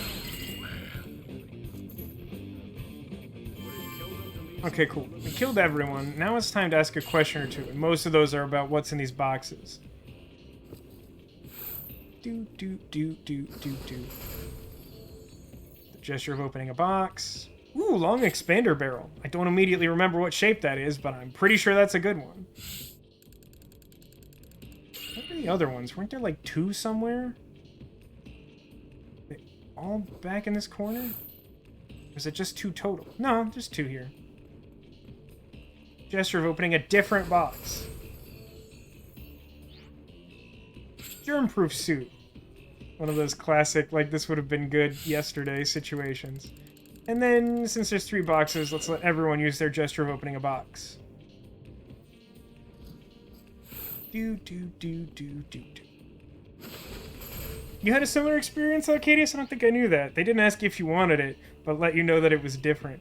I'm actually surprised that there's, like, more than one, like, random game store cashier familiar enough with this game to, like, inform people of that. Like, it's a pretty, like, obscure title. It's my understanding.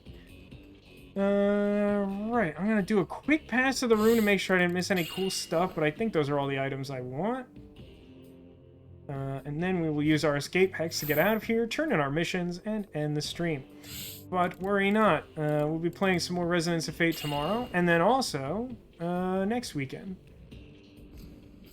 To figure out what we want to do exactly. I think I'd like to level up a little bit more before we get to the final couple of chapters.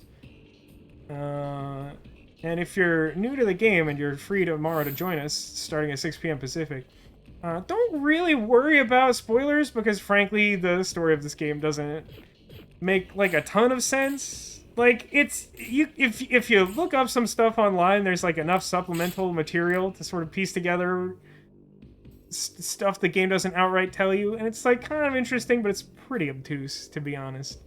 It's fun, but, like, it's definitely not, for me, the focus of the game. Use our... It's the last one, isn't it? I should know this by now. Even though I didn't use them for many, many years. Escape hex. Yeah, the characters are great. Just, like, the actual story, like... There's, like, a bigger picture to stuff going on that's, like, just kind of obtuse. But, like, individual, like, scenes work pretty well. And, like, the characters have great chemistry, as pointed out in chat.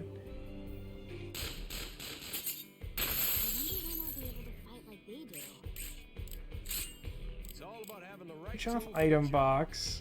I don't want to fight these guys. I'm just gonna run for it. And they're already taking some damage anyway. Even if they shoot me, it's like not a big deal. I'm friends with the GameStop manager. He's like you, always playing weird JRPGs. That's pretty fair. I don't know anything about the cashier who sold us Resonance of Fate, other than the fact that she was like, "Are you sure about this?" So let's do a rest. And then I have to get to floor 7 to turn in the book, and then go up to 2. Okay. So there's a little still to do. So warping up does not seem extremely helpful. Yeah, I mean, thanks for engaging, Stinky Pinky. I love... I'm so used to, like, only people showing up who are, like, really familiar with this game, and I like being able to share it with someone new. I really do recommend it. It's tricky to get into, I won't lie about that, but, like... I think it might be easier to pick up, like, watching a little bit of it. Disoriented. This is the way I'm going. And I really think it's worth the experience, because it's very different and very fun.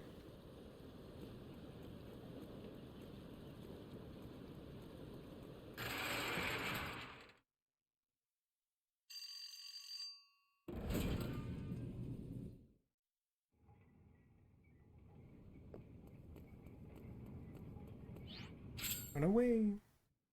This puts me on 8? No, 9. I'm rusty. I kind of want to fight these boss squares. People want to see some boss squares tomorrow? Stop thinking about these boss squares.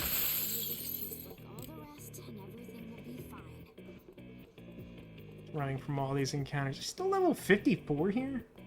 Seems high for this area.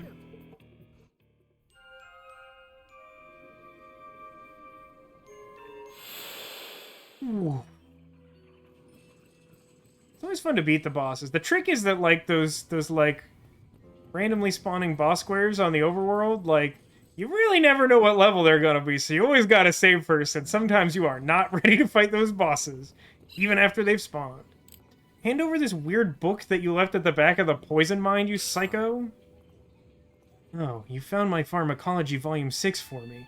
Well, if it was gone for good, I could have made do, but But if it's around, I'm sure I can use it for preparing medicine for someone. So he didn't even need that. He didn't even need that book that was extremely dangerous for us to get. Oh yeah, this game was definitely made in the heyday of the sepia tone. I mean, in fairness, it's also trying to depict a sort of grim post-apocalyptic world. I don't think it's a spoiler to say that the setting for this game is like a giant floating city, like a big flying steampunk city. And the game never really directly addresses it, but like, apparently what happened is that like the world became uninhabitable, and like the air on the surface of the earth became poisonous, so they like cobbled together a big clockwork city that would fly above the poison. So it's like kind of bleak in that sense.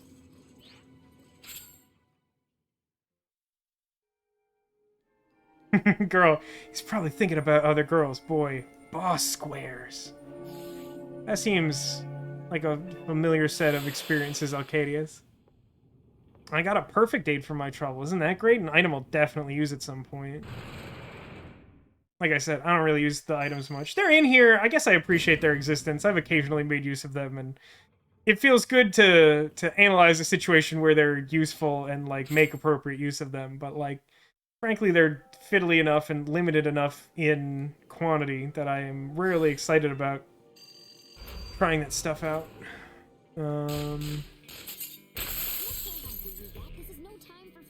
Katie says, ironically, both this and one of my other favorite games both had people living around giant mechanical towers because the earth below became uninhabitable.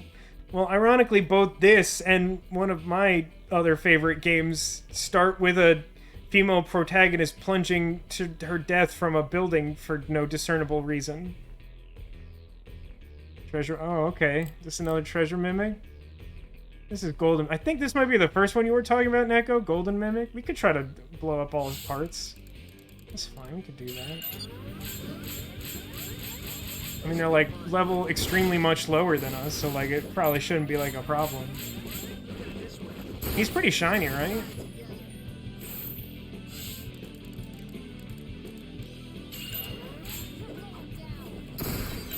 Pew pew.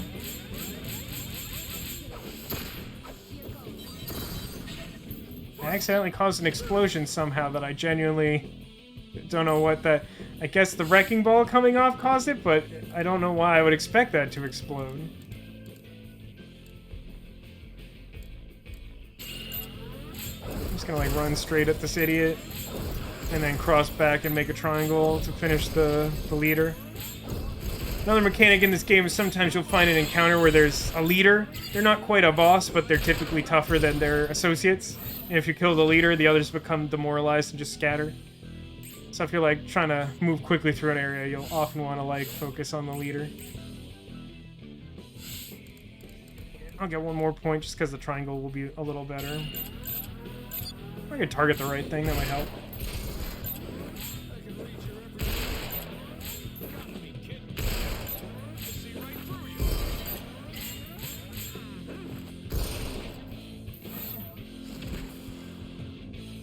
Always funny that they still sound muffled as though in a barrel when they're clearly not anymore. This should work.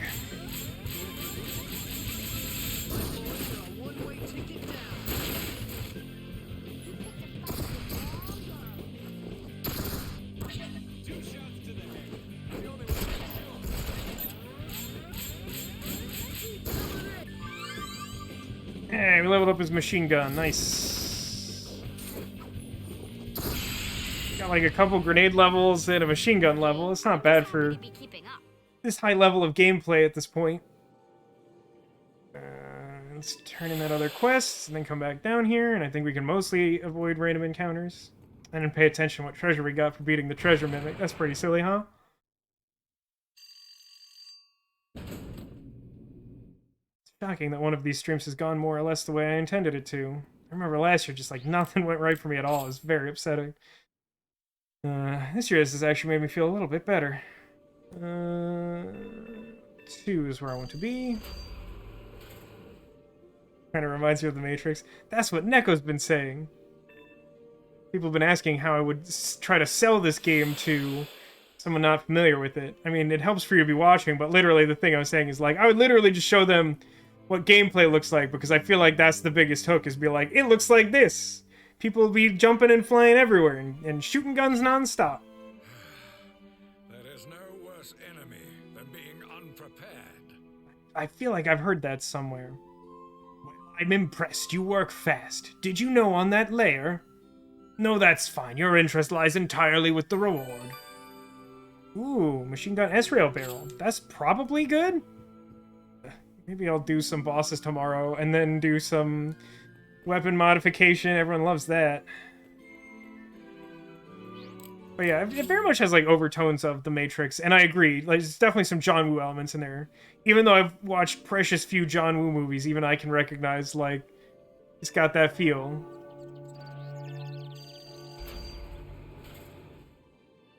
There's definitely an emphasis on triangles. Right? No, I did the right thing. Core lift 1 was throwing me off for no good reason, because I'm only half paying attention. It's like, I shouldn't be looking at elevators to level 1, but I'm not. I'm looking at core lift 1. Inexplicably goes between level 3 and level 4.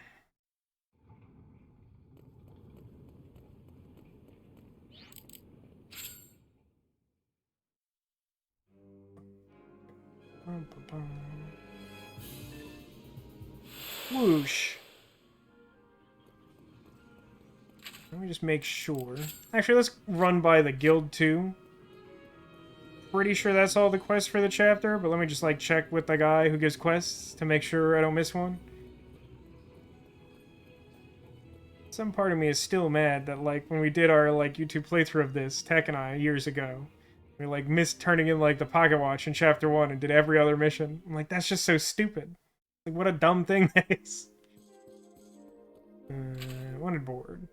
Yeah, we're good. It seems fair. Between the... I mean, the chapter mission, like, took 2 whole streams, or close to it, last time, if I recall correctly. It's a lot. So, like, that, and, like, another full stream for all the side quests, like, that's pretty good length for this chapter. So we will go to Sweet Home, which is our base. I just love that enormous sign. It's just so preposterous. Who needs an address? Where do you live? Sweet Home. Where's that? You'll know it when you see it. Aren't there 3 bulletin boards? Yeah, I definitely could have checked when I was down in Cranktown. And then the other one's in, like, Albona, I think?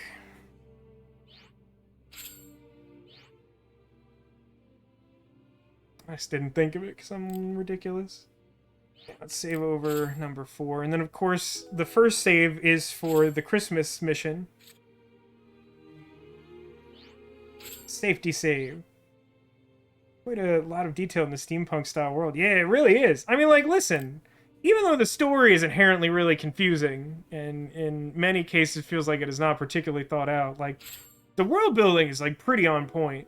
Like, it all feels like that makes sense to me. It's Big Vasco. Let me go ahead and... I guess... No, I just put the console in sleep mode. Yeah, it's been a minute since I've used the console for recording, and it feels weird for some reason. I really burned through controller charge for some reason. I don't know why. But yeah, it helps that this... So originally this game came out in... I mean, to say SD would be like a little disingenuous. Let me transition this to... This will look a little less stupid. Second monitor mode. Great. Yeah, so like originally this game came out in SD for like the PS3 and the Xbox 360 era. And like it looked pretty good for its time then. But like this is an HD 4K remaster, which I will admit that this capture card struggles to capture in its truest detail. But you could tell the improvement. Like it looks good. It's a good looking game. Yeah, Darkwing Duck. I love this shirt. It just flips because it makes my life easier to do the recording. But like you get it. You know what's up. But yeah, this has been great. I'm glad people are enjoying Resonance of Fate after many, many years. Nice to have a new face. as well. Like I said, we will be back tomorrow. So we are currently in the midst of our celebration of Strong Week. To summarize, my friend and I finished playing through this game as part of a YouTube series many years ago. And we were so hyped on the game that we were like, we're gonna post all the like final videos in 1 week, and we're gonna call it Strong Week. It's a reference to something that is easily misunderstood in the game. Uh, and like it's our holiday. It's like the first week of February, and since then a lot of things have changed. But I stream on weekends, so typically I sort of do before and after Strong Week and post the videos to my channel. Gives people a chance to watch some during the week and then join at the end of the week if they're free. Yeah, that sure is why we were talking about Darkwing Duck, who I still love, even though that show it is aged. um, yeah, I think that'll just about do it for the stream. There's one final order of business. I see some people have already made some guesses. Somewhere on the couch behind me, I've hidden a Squirtle. It is under or beneath or otherwise concealed by something that you can see, and if you can locate it, it is said to be an omen of good luck in the week to come. Presumably, the Squirtle will tell you some secret that will brighten your day or otherwise improve your life. So take a moment to assess my surroundings and see if you can figure out where I've hidden a secret Squirtle. Like this is my description of Darkwing Duck sounded like your favorite One Punch Man hero, Bicycle Man. Bicycle Man, I've only seen the first 2 seasons of the anime. I haven't read it. I don't immediately remember Bicycle Man. Is he from the one that's like ongoing? Because they're working on one now, right? I assume like the manga's out for that.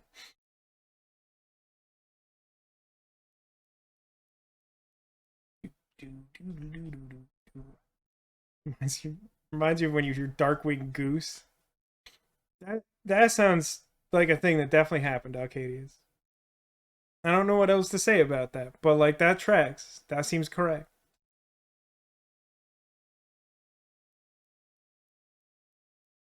Any final guesses? First season, it wasn't his hero name. He was a guy who rides a bicycle. Oh wait, like no, I think I kind of remember the guy. He was like riding around the like stadium or whatever. Like there was like a bunch of disaster stuff going on. And he just like rode up to the stadium to like help someone. Didn't he get like super exploded or something? Like he was just like a guy who was helping out and like it seemed like he was gonna be okay and then he like died or something. Maybe I'm not remembering that right. I think I know the character you're talking about though. I love One Punch Man. One Punch Man is so good at like lampooning the idea of like Dragon Ball Z or Superman or anything where there's just like one super powerful character. Cause like One Punch Man is basically like Goku in his universe, but like the story is so well written because it's not just like like a staring contest force of will situation. Like it's all like really character driven and like the problem is that the world just needs to figure out how to get One Punch Man in a situation where he's gonna punch the bad guy because like he doesn't care that much about doing it. But if he gets there he'll fix it.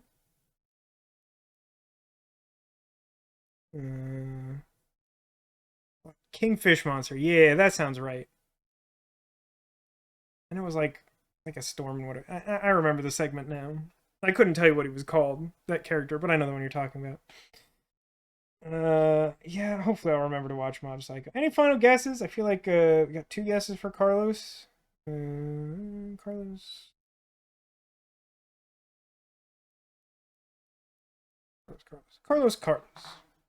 Carlos.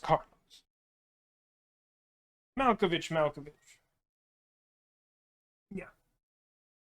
Let's take a look. Listen, you have to appreciate this tower, right?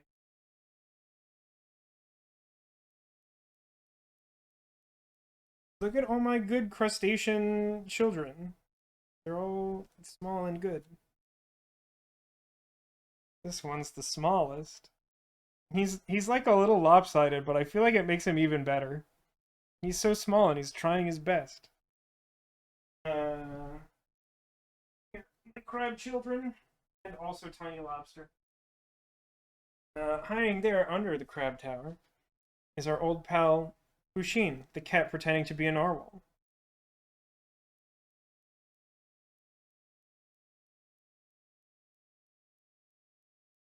I guess it is time to reveal the location of the secret Squirtle, which is in the seldom exhibited narwhal basket. Oh no! Tiny Naomi fell down. Tiny Naomi also very small. That's where our Squirtle is.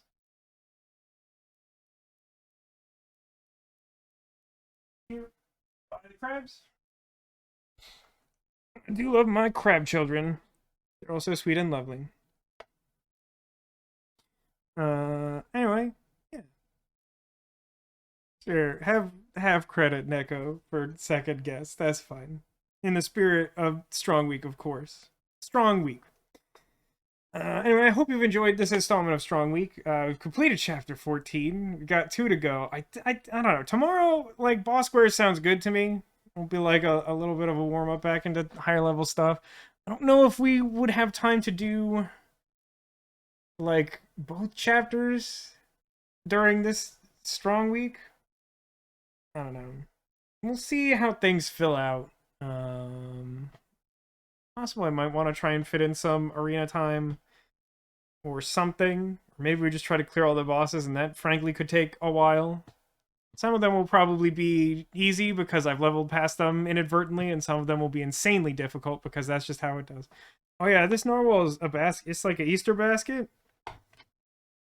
Oh, got me this like this last year or the year before. It was relatively recently. I think it was last year. But I took the handle away so you can't tell, and then I can put stuff in it like this Squirtle. Use it for Halloween candy. I mean, I haven't trick-or-treated in a minute, but you definitely could.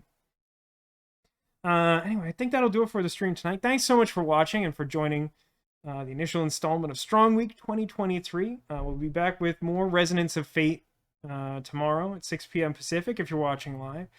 If you're watching these posted on the Renegade Constabulary YouTube channel, you can join me next Friday at 6 p.m. Pacific, and also Saturday, 6 p.m. Pacific, for more at my Twitch channel, twitch.tv/VascoDeGamer. That's where I normally stream on Fridays and Saturday nights, and while I'm not always playing Resonance of Fate, it's always some pretty fun nonsense. Often Japanese in nature, and so the stories are, you know, like pretty goofy. But yeah, that'll do it for tonight. We'll be back tomorrow. Thanks everybody for watching. Thanks for being here. Thanks for being you, and I hope to see you again soon. Whether that's tomorrow, next weekend, or sometime beyond. Take care of yourselves, and have a good one. Bye, everybody.